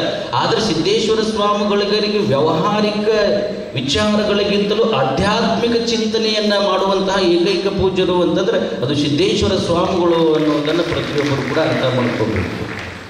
ಜ್ಞಾನ ನಮ್ಮನ್ನು ಬದುಕುವುದನ್ನು ಕಲಿಸಿಕೊಡುತ್ತದೆ, ಹೆಂಗೆ ಮಾತಾಡಬೇಕು ಅನ್ನೋದು ಕಲಿಸಿಕೊಡುತ್ತದೆ. ನಾ ಮೊನ್ನೆ ವಿರಕ್ತಿ ಮಠದ ಕಾರ್ಯಕ್ರಮದಲ್ಲಿ ಒಂದು ಹೇಳಿದೆ, ಜ್ಞಾನ ಮನುಷ್ಯನನ್ನು ಹೆಂಗೆ ಬದುಕಬೇಕು ಅನ್ನೋದನ್ನು ಕಲಿಸಿಕೊಡುತ್ತದೆ. ಒಬ್ಬ ತಾಯಿ ತನ್ನ ಮಗ ಬಹಳ ದಡ್ಡ, ಬಹಳ ಮುಗ್ದಿದ್ದ. ಅಲ್ಲೂ ಎಲ್ಲ ಕಡೆ ನೀ ಸುಮ್ಮ ಕುಂತ್ರೆ ಹೆಂಗೆ, ಸ್ವಲ್ಪ ಮಾತಾಡೋದು ಕಲಿಬೇಕಪ್ಪ ಅಂತ ಹೇಳಿದ್ದಕ್ಕೆ. ಇಲ್ಲಿ ಬಿಡವ, ನಾ ಏನು ಮಾತಾಡಲಿ, ನೀ ಹೀಗೆ ಮಾತಾಡಲಿಲ್ಲ ಅಂತಂದ್ರೆ ಹುಚ್ಚದಿ ಅಂತ ತಿಳ್ಕೊಂಡು ನಿನಗೆ ಯಾರೋ ಕನ್ಯೆ ಕೊಡೋಂಗಿಲ್ಲ, ಸ್ವಲ್ಪ ಮಾತಾಡ್ಕೋತಿರ್ಬೇಕು ಅಂತಂದು ಕೂಡ ನೀ ಯಾಕೆ ಹೋದಕ್ಕವ ಮಾತಾಡ್ತೀನಿ ಅಂತ ತಿಳ್ಕೊಂಡು ಹೊರಗೆ ಹೋದ.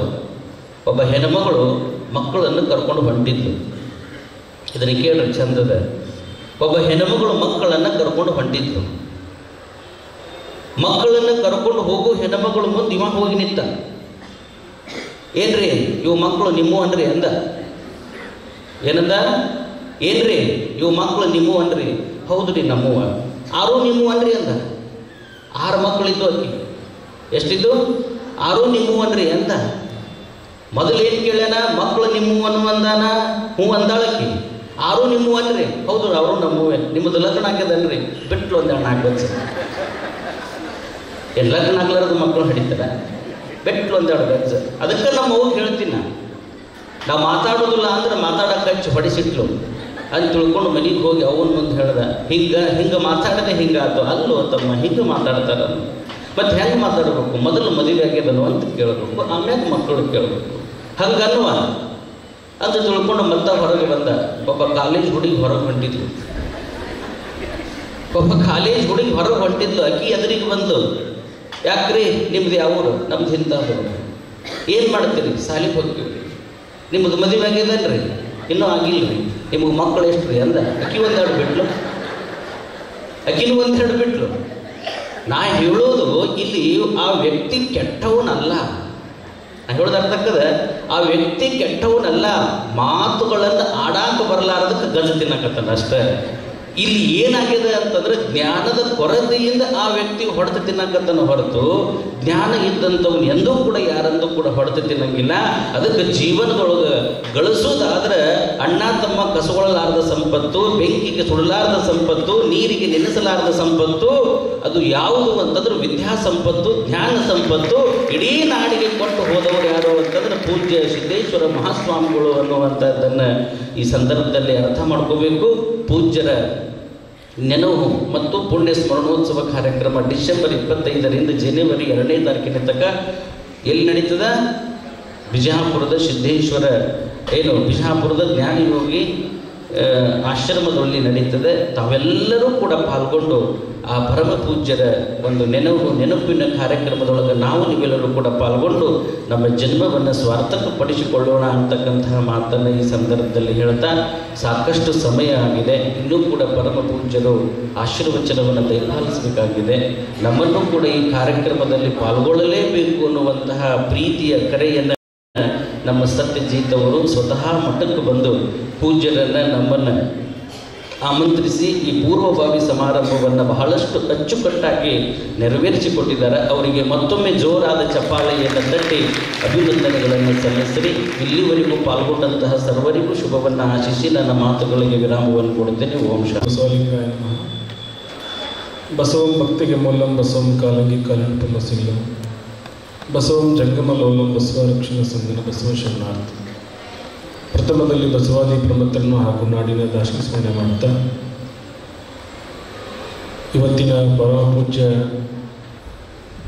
ಶತಮಾನದ ಸಂತ ಜ್ಞಾನಯೋಗಿ ಪರಮ ಪೂಜ್ಯ ಶ್ರೀ ಸಿದ್ದೇಶ್ವರ ಮಹಾಸ್ವಾಮೀಜಿಯವರ ಗುರುನಮನ ಕಾರ್ಯಕ್ರಮದ ಪೂರ್ವಭಾವಿ ಸಭೆಯ ಪಾವನ ಸಾನ್ನಿಧ್ಯ ವಹಿಸಿದಂತಹ ಎಲ್ಲ ಪರಮ ಪೂಜ್ಯರಿಗೂ ಕೂಡ ನಿಂತ ಭಕ್ತಿ ಪ್ರಣಾಮವನ್ನು ಸಲ್ಲಿಸುತ್ತಾ, ವೇದಿಕೆಯಲ್ಲಿರತಕ್ಕಂಥ ಎಲ್ಲ ಗಣ್ಯಮಾನ್ಯರಿಗೂ ಕೂಡ ಅನಂತ ಶರಣಾರ್ಥಿಗಳನ್ನು ಹೇಳುತ್ತಾ, ಬಂದಂಥ ಎಲ್ಲ ಶರಣ ಹಾಗೂ ಶರಣರಿಗೆ ತಮ್ಮೆಲ್ಲರಿಗೂ ಕೂಡ ಅನಂತ ಶರಣಾರ್ಥಿಗಳು. ಇವತ್ತು ಈ ಕಾರ್ಯಕ್ರಮದ ಉದ್ದೇಶಗಳನ್ನು ತಾವೆಲ್ಲರೂ ಕೂಡ ಅರ್ಥ ಮಾಡ್ಕೊಂಡಿದ್ದೀವಿ ಅಂತ ನಾನು ತಿಳ್ಕೊಂಡಿದ್ದೇನೆ. ಬರ್ತಕ್ಕಂತಹ ಡಿಸೆಂಬರ್ 25 ಭಾಳ ದಿನ ಇಲ್ಲ, 25ರಿಂದ ಆಶ್ರಮದಲ್ಲಿ ವಿಜಯಪುರದಲ್ಲಿರ್ತಕ್ಕಂಥ ಆಶ್ರಮದಲ್ಲಿ ವಿಶೇಷವಾದಂಥ ಕಾರ್ಯಕ್ರಮಗಳು ಪೂಜ್ಯರ ಅಧ್ಯಕ್ಷತೆಯಲ್ಲಿ ಆಯೋಜನೆ ಆಗಿದ್ದಾವೆ. ನಮ್ಮ ಬಸವಲಿಂಗ ಮಹಾಸ್ವಾಮೀಜಿಯವರ ಒಂದು ಅಧ್ಯಕ್ಷತೆಯಲ್ಲಿ ಎಲ್ಲ ಕಾರ್ಯಕ್ರಮಗಳು ಕೂಡ ಆಯೋಜನೆ ಆಗಿದ್ದಾವೆ. ವಿಶೇಷವಾದಂಥ ಉಪನ್ಯಾಸಕರು, ವಿಶೇಷವಾದಂಥ ಅತಿಥಿ ಮಹೋದಯರು ಎಲ್ಲರೂ ಕೂಡ ಆ ಕಾರ್ಯಕ್ರಮದಲ್ಲಿ ಭಾಗಿಯಾಗುತ್ತಿದ್ದಾರೆ ಮತ್ತು ವಿಶೇಷವಾದಂತಹ ಒಂದಿಷ್ಟು ಗೋಷ್ಠಿಗಳನ್ನು ಹಾಕಿಕೊಂಡಿದ್ದಾರೆ. ಕೇವಲ ಗೋಷ್ಠಿ ಅಂತಂದರೆ ಸುಮ್ಮನೆ ಯಾವುದೋ ಗೋಷ್ಠಿ ಅಲ್ಲ, ಪ್ರತಿಯೊಬ್ಬರಿಗೂ ಕೂಡ ಆ ಗೋಷ್ಠಿಗಳ ಮುಖಾಂತರ ಒಂದು ಜ್ಞಾನ ಸಿಗಬೇಕು. ಆ ಜ್ಞಾನ ಸಿಗುವಂಥದ್ದನ್ನು ತೆಗೆದುಕೊಂಡು ಹೋಗಿ ತಾವು ಕೂಡ ಅದನ್ನು ಸಂಪೂರ್ಣವಾಗಿ ಬಳಸ್ಕೋಬೇಕು ಅನ್ನುವಂಥ ವಿಚಾರ ಇಟ್ಟುಕೊಂಡಂತಹ ಒಂದಷ್ಟು ವಿಷಯಗಳನ್ನಲ್ಲಿ ಅವರು ಕೊಟ್ಟಿದ್ದಾರೆ.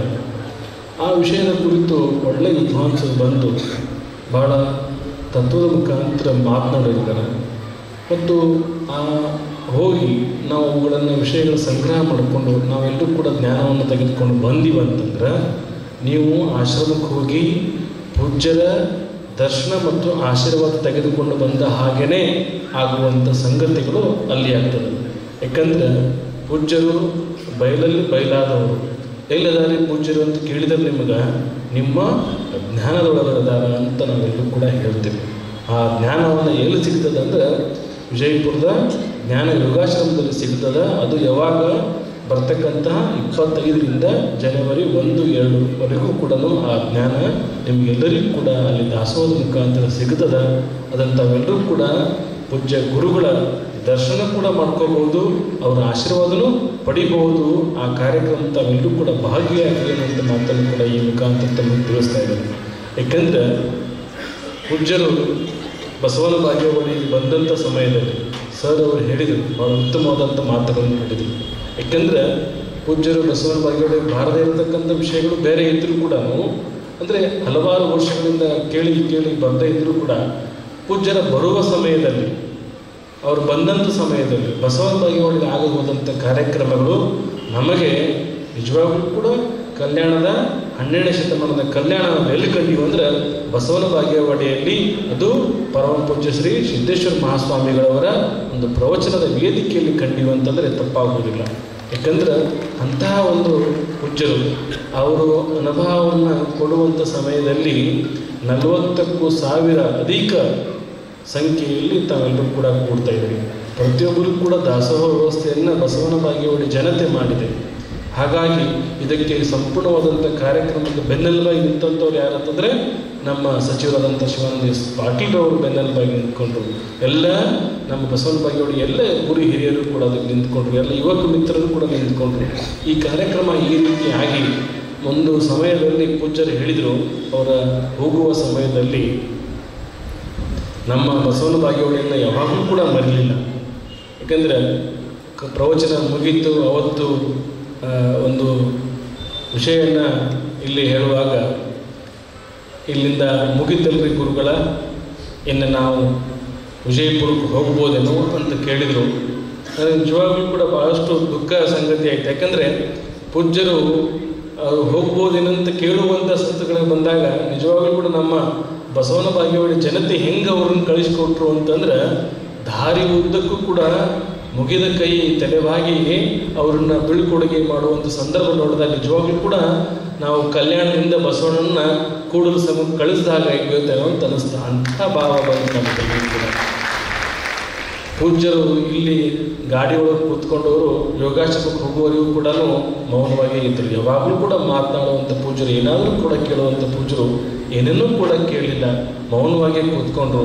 ಅಲ್ಲಿ ಹೋಗಿ ಪೂಜ್ಯನ ಬಿಟ್ಟು ಬರುವ ಸಮಯದಲ್ಲಿ ನೀವೆಲ್ಲರೂ ಕೂಡ ನಿಜವಾಗ್ಲೂ ಕೂಡ ಭಾಳ ದೊಡ್ಡ ಶ್ರಮಜೀವಿಗಳು, ಭಾಳ ದೊಡ್ಡ ಕೆಲಸ ಮಾಡಿದ್ರಿ ಅಂತ ಅವ್ರು ಹೇಳಿದಾಗ ಅದಕ್ಕೆ ಆಶೀರ್ವಾದ ಕೊಟ್ಟಂಥವ್ರು ತಾವುಗಳ ಬುದ್ಧಿ ಅಂತ ಹೇಳಿದ್ರೆ ಇದಕ್ಕೆಲ್ಲದಕ್ಕೂ ಕಾರಣ ನೀವೆಲ್ಲರೂ ಕೂಡ ಮಾಡಿದ ಪರಿಶ್ರಮ ಅಂತಲೇ ಹೇಳ್ಬೋದು. ಮತ್ತು ಜೊತೆಗೆ ಪೂಜ್ಯರ ಕೊನೆಯವರೆಗೂ ಕೂಡ ಬಸವನ ಬಾಗೇವಾಡಿ ಮರಿಲಿಲ್ಲ, ಬಸವನ ಬಾಗೇವಾಡಿ ಭಕ್ತರ ಮರಿಲಿಲ್ಲ, ಬಸವನ ಬಾಗೇವಾಡಿ ಜನತೆಯನ್ನು ಮರಿಲಿಲ್ಲ ಅಂತಂದರೆ ಅದಕ್ಕೆ ಯಾಕೆ ಕಾರಣ ಅಂತಂದರೆ 2015ರಲ್ಲಿ ನಡೆದಂಥ ಪ್ರವಚನವೇ ಅದಕ್ಕೆ ಕಾರಣ ಅಂತ ನಾನು ಹೇಳ್ತೇನೆ. ಅಂಥ ಒಂದು ಪೂಜ್ಯರ ಇವತ್ತು ಬರ್ತಕ್ಕಂಥ ಡಿಸೆಂಬರ್ 25ರಿಂದ ಜನವರಿ 1-2 ವಿಶೇಷವಾದಂಥ ಕಾರ್ಯಕ್ರಮಗಳ ಆಯೋಜನೆ ಆಗಿದೆ. ಹಾಗಾಗಿ ನಾವೇನಾದರೂ ಕೂಡ ಪೂಜ್ಯರನ್ನ ಮತ್ತೊಮ್ಮೆ ಕಾಣಬೇಕು ಅಂತಂದ್ರೆ ಅಲ್ಲಿ ಹೋಗಿ ಆ ಸತ್ಸಂಗದಲ್ಲಿ ಭಾಗಿಯಾಗಿ ಆ ಕಾರ್ಯಕ್ರಮ ವೀಕ್ಷಣೆ ಮಾಡಿದ್ವಿ ಅಂದ್ರೆ ಪೂಜ್ಯರ ದರ್ಶನ ಮತ್ತು ಆಶೀರ್ವಾದ ಎರಡೂ ಆಗ್ತದೆ ಅನ್ನೋಂಥ ಮಾತನ್ನು ಕೂಡ ಮತ್ತೊಮ್ಮೆ ತಮ್ಮ ನೆನಪಿಸಿ ಈ ಕಾರ್ಯಕ್ರಮಕ್ಕೇ ಆಹ್ವಾನ ಮಾಡಲಿಕ್ಕಂತಲೇ ಬಂದಿದ್ದಾರೆ. ಯಾರು ಬಂದಿದ್ದಾರೆ?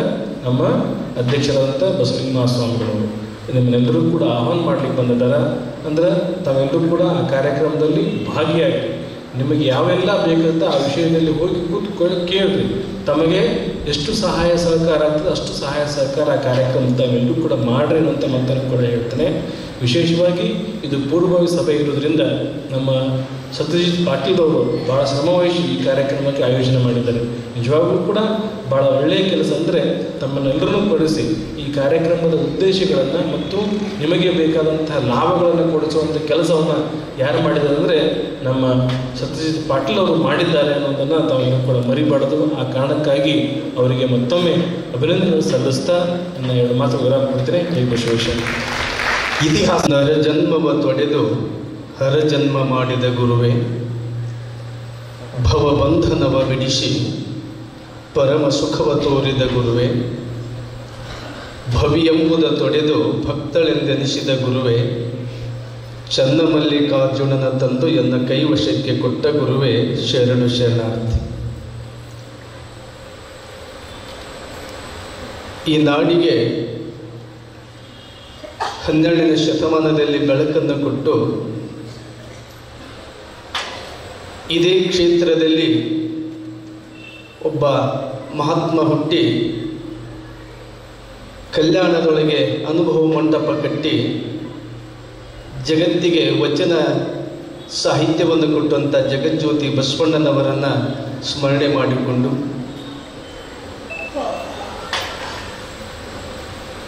ಜ್ಞಾನ ದಾಸೋಹವನ್ನು ಮಾಡಿ ಎಲ್ಲರನ್ನೂ ಪ್ರೀತಿಸಿ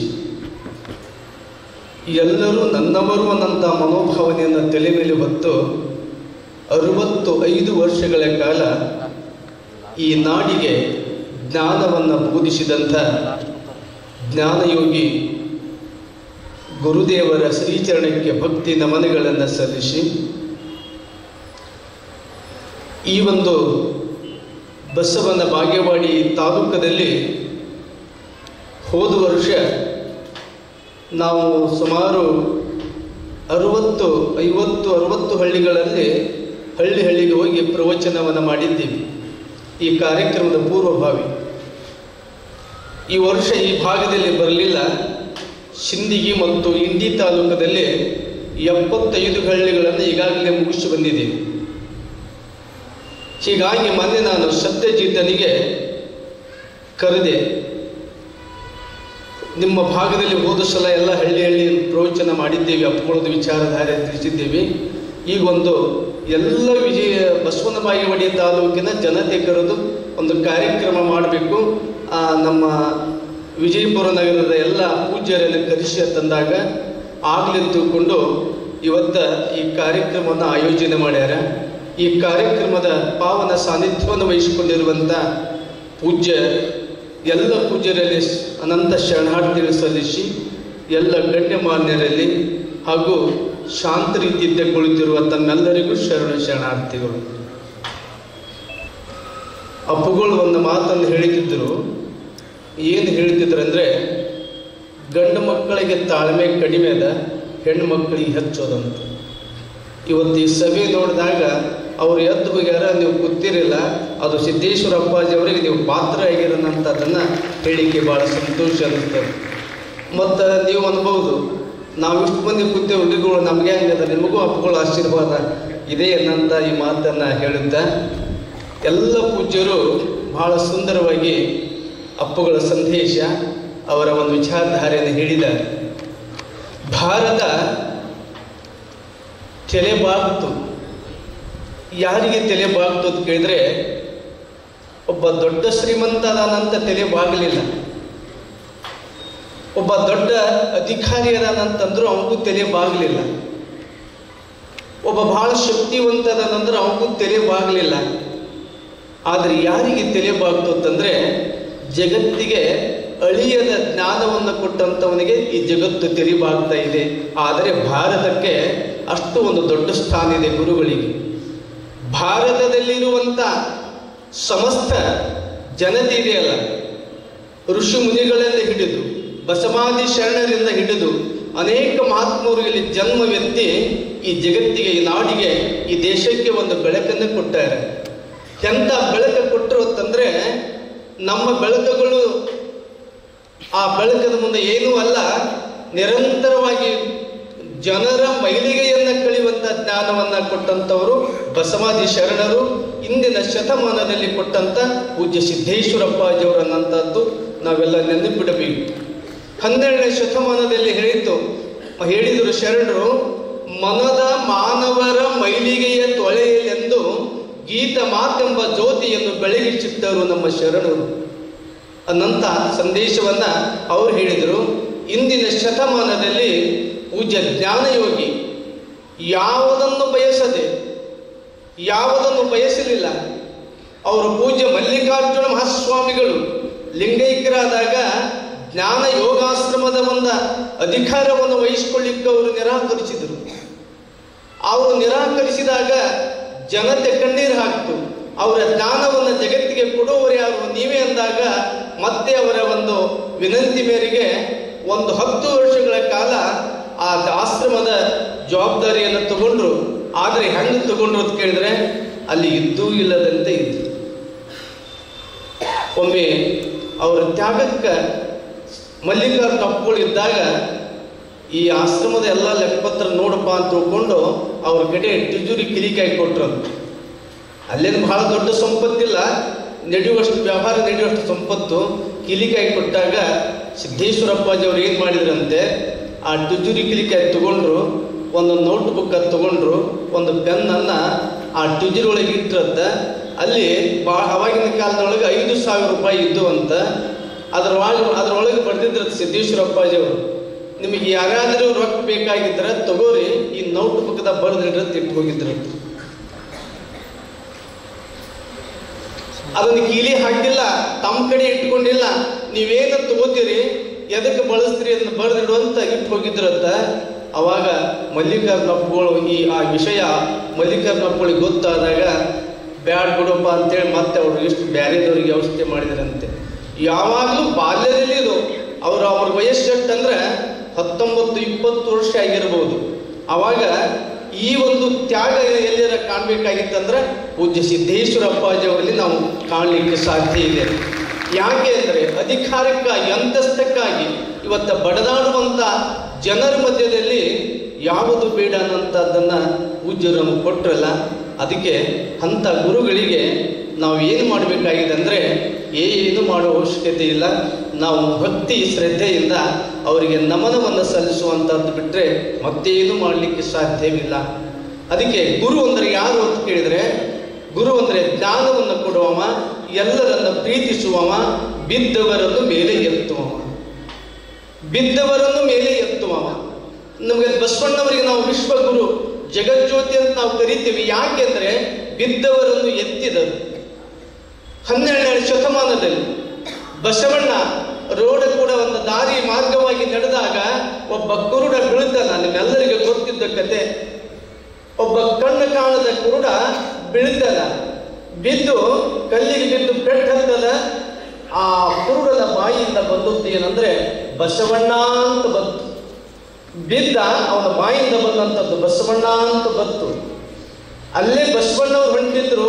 ಆ ಶಬ್ದ ಕೇಳಿ ಉದುರಿ ಇಳಿದು ಹೋಗಿ ಆ ಕುರುಡನನ್ನು ಎಬ್ಬಿಸಿ ಅವನ ಮೇಲೆ ಕೈ ಹಾಕಿ ಎಲ್ಲಿ ಪೆಟ್ಟದ್ದು, ಏನಾಯಿತು ಅಂತ ತಿಳ್ಕೊಂಡು ಕೇಳಿದಾಗ ಅವಾಗ ಇಲ್ಲ ನನಗೆ ಎಷ್ಟು ಪೆಟ್ಟು ಹತ್ತಂತೆಲ್ಲ ಹೇಳಿದರು. ಕೊನೆಗೆ ಬಸವಣ್ಣ ಕೇಳಿದ್ದಾನೆ, ನೀನು ಬಿದ್ದ ಕೂಡಲೇ ತಾಯಿ ತಂದೆ ನೆನೆಸ್ಲಿಲ್ಲ, ಬಸವಣ್ಣ ಅಂತಂದೆಲ್ಲ, ಯಾಕೆ ಬಸವಣ್ಣ ಅಂದಿ ಅಂತ ಕೇಳಿದಾಗ ಆ ಕುರುಡ ಒಂದು ಮಾತನ್ನು ಹೇಳ್ತಾನ. ಏನಂದ್ರೆ, ಕಲ್ಯಾಣದಲ್ಲಿ ಬಿದ್ದವರನ್ನು ಎತ್ತಲು ಬಸವಣ್ಣನಲ್ಲದೆ ಮತ್ತಾರು ನೀವೊಬ್ಬನೇ ಬಸವಣ್ಣ ಅನ್ನಂತ ಮಾತನ್ನ ಆ ಕುರುಡು ಹೇಳ್ತಾನಲ್ಲ. ಹಾಗೆ ಜಗತ್ತಿನಲ್ಲಿ ಜ್ಞಾನವನ್ನು ಕೊಡುವವರು, ಬಿದ್ದವರನ್ನು ಎತ್ತುವವರು, ಹಸಿದವರಿಗೆ ಉಣಿಸುವವರು, ಎಲ್ಲರೂ ನನ್ನವರನ್ನಂತ ಪ್ರೀತಿಯಿಂದ ಕಾಣುವಂತ ಗುರುಗಳಿಗೆ ಜಗತ್ತಿಗೆ ಅವರು ದೊಡ್ಡವರಾಗ್ತಾರೆ. ಅವರ ಜ್ಞಾನಕ್ಕೆ ಬೆಲೆ ಕಟ್ಟಲಿಕ್ಕೆ ಆಗುವುದಿಲ್ಲ. ತಾಯಿ ಮಗನನ್ನು ಪ್ರೀತಿಸ್ತಾಳ, ಆ ಪ್ರೀತಿಗೆ ಬೆಲೆ ಕಟ್ಟಲಿಕ್ಕೆ ಆಗುವುದಿಲ್ಲ. ಒಂದು ಹೂವು ಸುಗಂಧ ಕೊಡ್ತದೆ, ಆ ಹೂವಿಗೆ ಬೆಲೆ ಕಟ್ಟಬಹುದು, ಸುಗಂಧಕ್ಕೆ ಬೆಲೆ ಕಟ್ಟಲಿಕ್ಕೆ ಆಗುವುದಿಲ್ಲ. ಅಂತ ಬೆಲೆ ಕಟ್ಟದೇ ಇರುವಂತ ಜ್ಞಾನವನ್ನು ಜಗತ್ತಿಗೆ ಕೊಟ್ಟು ಹೋಗಿರುವಂತ ಜ್ಞಾನಯೋಗಿ ಸಿದ್ದೇಶ್ವರಪ್ಪಾಜಿ ಅವರಿಗೆ ನಾವೇನೂ ಕೊಡುವಂತಹದ್ದಿಲ್ಲ.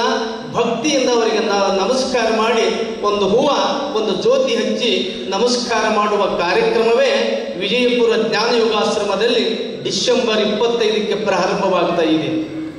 ಮೊದಲನೇ ದಿನ ಏನು ಗೋಷ್ಠಿ ಅಂತ ಕೇಳಿದ್ರೆ ರೈತರ ಗೋಷ್ಠಿ ಇದೆ. ಆ ಕಾರ್ಯಕ್ರಮದ ರೈತರ ಗೋಷ್ಠಿಯನ್ನ ಯಾರು ಉದ್ಘಾಟನೆ ಮಾಡ್ತಾರೆ ಅಂದ್ರೆ ಸ್ವಾಮೀಜಿಯವರು ಸಾನ್ನಿಧ್ಯ ವಹಿಸ್ತಾರ, ಚಿಂತಕರು ಉಪನ್ಯಾಸ ಮಾಡ್ತಾರ. ಆ ರೈತರ ಗೋಷ್ಠಿಯನ್ನ 5 ಮಂದಿ ರೈತರು ಇಟ್ಟು ಸ್ವತಃ ಎತ್ತುಗಳನ್ನ ಕಟ್ಟಿ ಒಕ್ಕಲ್ತನ ಮಾಡುವ 5 ಮಂದಿ ರೈತರಿಂದ ಆ ಕಾರ್ಯಕ್ರಮವನ್ನು ಉದ್ಘಾಟನೆ ಮಾಡುವಂತ ಒಂದು ಶ್ರೇಷ್ಠ ಕಾರ್ಯಕ್ರಮ ನಡೀತಾ ಇದೆ. 2ನೇ ದಿನ ಜ್ಞಾನ ಆರಾಧನೆ ನಡೀತಾ ಇದೆ. 3ನೇ ದಿನ ಗ್ರಾಮ ಸಂಸ್ಕೃತಿ. ಗ್ರಾಮಗಳು ನಮ್ಮ ಸಂಸ್ಕೃತಿಯನ್ನ ಕೈ ಬಿಡಬಾರ್ದು. ನಮ್ಮ ಗ್ರಾಮಗಳು, ಹಳ್ಳಿಯ ಜೀವನ ಅದ್ಭುತವಾಗಿರುವಂತಹದ್ದು. ನಮ್ಮ ದೇಶದ ಒಂದು ಸಂಸ್ಕೃತಿ, ಧರ್ಮ, ಧ್ಯಾನ ಎಲ್ಲಾದರೂ ಇದ್ರೆ ಅದು ಹಳ್ಳಿಯಲ್ಲಿ. ಹಳ್ಳಿಯ ಗ್ರಾಮ ಜೀವನ ಮರೆಯಾಗ್ತಾ ಇದೆ.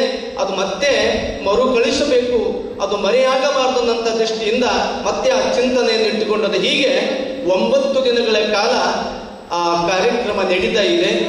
ಆ ಕಾರ್ಯಕ್ರಮಕ್ಕೆ ಈ ಸಲ ಹಳ್ಳಿ ಬರಲಿಕ್ಕೆ ಆಗಲಿಲ್ಲ.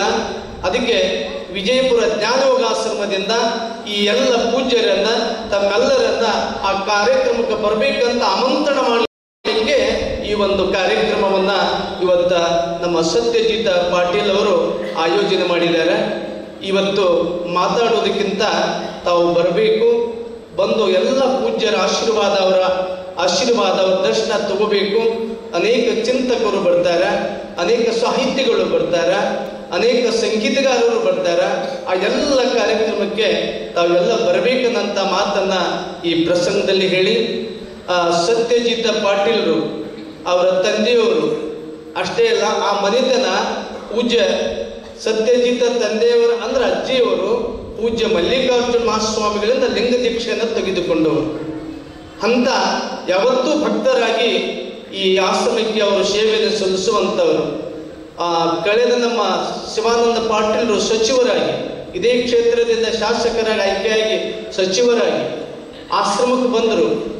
ಬಂದ ಕೂಡಲೇ ನಾವೆಲ್ಲ ಬರ್ರಿ ಸಚಿವರು ಬರಬೇಕಂತಂದಾಗ ಅವರೊಂದು ಮಾತು ಹೇಳಿದರು, ಅಪ್ಪುಗಳ ನಾನು ಸಚಿವರಿದ್ದರೆ ಸಮಾಜದಲ್ಲಿ, ಅದು ಹೊರಗೆ, ನಾನು ಆಶ್ರಮದ ಒಳಗೆ ಬಂದೆ ಅಂದರೆ ಪೂಜ್ಯ ಮಲ್ಲಿಕಾರ್ಜುನಪ್ಪರು ಜ್ಞಾನಯೋಗ ಆಶ್ರಮದ ಜ್ಞಾನಯೋಗಿ ಸಿದ್ದೇಶ್ವರ ಅಪ್ಪಾಜಿಯವರ ಒಬ್ಬ ಭಕ್ತನಾಗಿ ನಾನು ಬಂದೀನಿ ಅನ್ನಂಥ ಮಾತನ್ನು ಅವರು ಹೇಳಿದರು.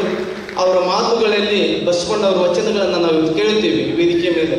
ಹಾಗಾಗಿ ಈ ಒಂದು ಭಾಗದಲ್ಲಿ ಈ ಸಲ ಬರದೇ ಇದ್ದಾಗ ಎಲ್ಲರನ್ನೂ ಒಂದೇ ಕಡೆ ಕೂಡಿಸೋಣ ಅನ್ನಂಥ ಒಂದು ವಿಚಾರವನ್ನು ಹೇಳಿದಾಗ ನಮ್ಮ ಸತ್ಯಜಿತ್ ಪಾಟೀಲ್ ಅವರು ಅದನ್ನ ಆಯೋಜನೆ ಮಾಡಿ ನಿಮ್ಮೆಲ್ಲರನ್ನ ಕೂಡಿಸಿದ್ದಾರೆ. ಅವರಿಗೆ ಅಪ್ಪುಗಳ ಆಶೀರ್ವಾದ ಇರಲಿ, ಬಸವಣ್ಣನ ಆಶೀರ್ವಾದ ಅವರಿಗೆ ಸದಾ ಇರಲಿ ಅನ್ನಂಥ ಮಾತನ್ನು ಹೇಳಿ ತಾವೆಲ್ಲರೂ ಮತ್ತೊಮ್ಮೆ ಪೂಜ್ಯರಿಗೆ, ತಮ್ಮೆಲ್ಲರಿಗೆ ಆ ಕಾರ್ಯಕ್ರಮಕ್ಕೆ ಆಮಂತ್ರಣ ಮಾಡಿ, ಈಗ ಈ ಆಯೋಜನೆ ಮಾಡಿರುವಂಥ ಕಾರ್ಯಕ್ರಮ ನನಗೆ ಬಹಳ ಸಂತೋಷ ತಂದಿದೆ. ನಾವು ಹಳ್ಳಿಗೆ ಹೋಗಬೇಕಾಗಿದ್ರೆ ನಮ್ಗೆ ಸುಮಾರು 10-15 ದಿನ ಬೇಕಾಗ್ತಿತ್ತು. ಈಗ ನಾವು ಡಿಸೆಂಬರ್ 25ರಿಂದ ಈ ತಿಂಗಳು ಅಂದರೆ ನವೆಂಬರ್ 25ರಿಂದ ಡಿಸೆಂಬರ್ 15ನೇ ತಾರೀಕಿನವರೆಗೆ ಎಲ್ಲ ಹಳ್ಳಿಗಳಲ್ಲಿ ತಿರುಗಾಡಿದ್ದೇವೆ. ನಿಮ್ಮ ಹಳ್ಳಿಗೂ ತಿರುಗಾಡಬೇಕಾದ್ರೆ 10-15 ದಿನ ಬೇಕಾಗ್ತಾ ಇದೆ. ಆದರೆ ಎಲ್ಲರನ್ನೂ ಒಂದೇ ಕಡೆ ಕೂಡಿಸುವಂಥ ಕಾರ್ಯವನ್ನು ಇವತ್ತು ಸತ್ಯಜಿತ್ ಪಾಟೀಲ್ ಅವರು ಮಾಡ್ಯಾರಲ್ಲ, ಅವರಿಗೆ ಈ ವೇದಿಕೆ ಮುಖಾಂತರ ಎಲ್ಲ ಪೂಜ್ಯರ ಅವರು ಕರ್ತೃತ್ವ ಶಕ್ತಿ, ಅವರ ಸಮಾಜದ ಅವರು ಬೆಳೀಲಿ, ಅವರ ಸೇವೆ ಸಮಾಜಕ್ಕೆ ಮುಟ್ಲೆತ್ತುಕೊಂಡು ಈ ಕಾರ್ಯಕ್ರಮವನ್ನು ಆಯೋಜನೆ ಮಾಡಿದವರಿಗೆ ಆಶ್ರಮದಿಂದ ಅವರಿಗೆ ಈಗ ಗುರುಗಳ ಆಶೀರ್ವಾದ ರೂಪದಲ್ಲಿ ಅವರಿಗೆ ಸನ್ಮಾನವನ್ನು ಮಾಡಿ ಮತ್ತೊಮ್ಮೆ ಪೂಜ್ಯರಿಗೂ ತಮ್ಮೆಲ್ಲರಿಗೂ ಶರಣಾರ್ಥಿ ಹೇಳಿ ನನ್ನ ಮಾತಿಗೆ ವಿರಾಮ ಮಾಡಿ ಅವರಿಗೆ ಜ್ಞಾನ ಯೋಗಾಶ್ರಮದಿಂದ ಪರಮ ಪೂಜ್ಯರು ಆಶೀರ್ವಾದವನ್ನು ಮಾಡ್ತಾ ಇದ್ದಾರೆ. ನಿಮ್ಮೆಲ್ಲರ ಜೋರಾದ ಚಪ್ಪಾಳೆಯೊಂದಿಗೆ ಆ ಕಾರ್ಯಕ್ರಮವನ್ನು ನಡೆಸಿಕೊಡಬೇಕು.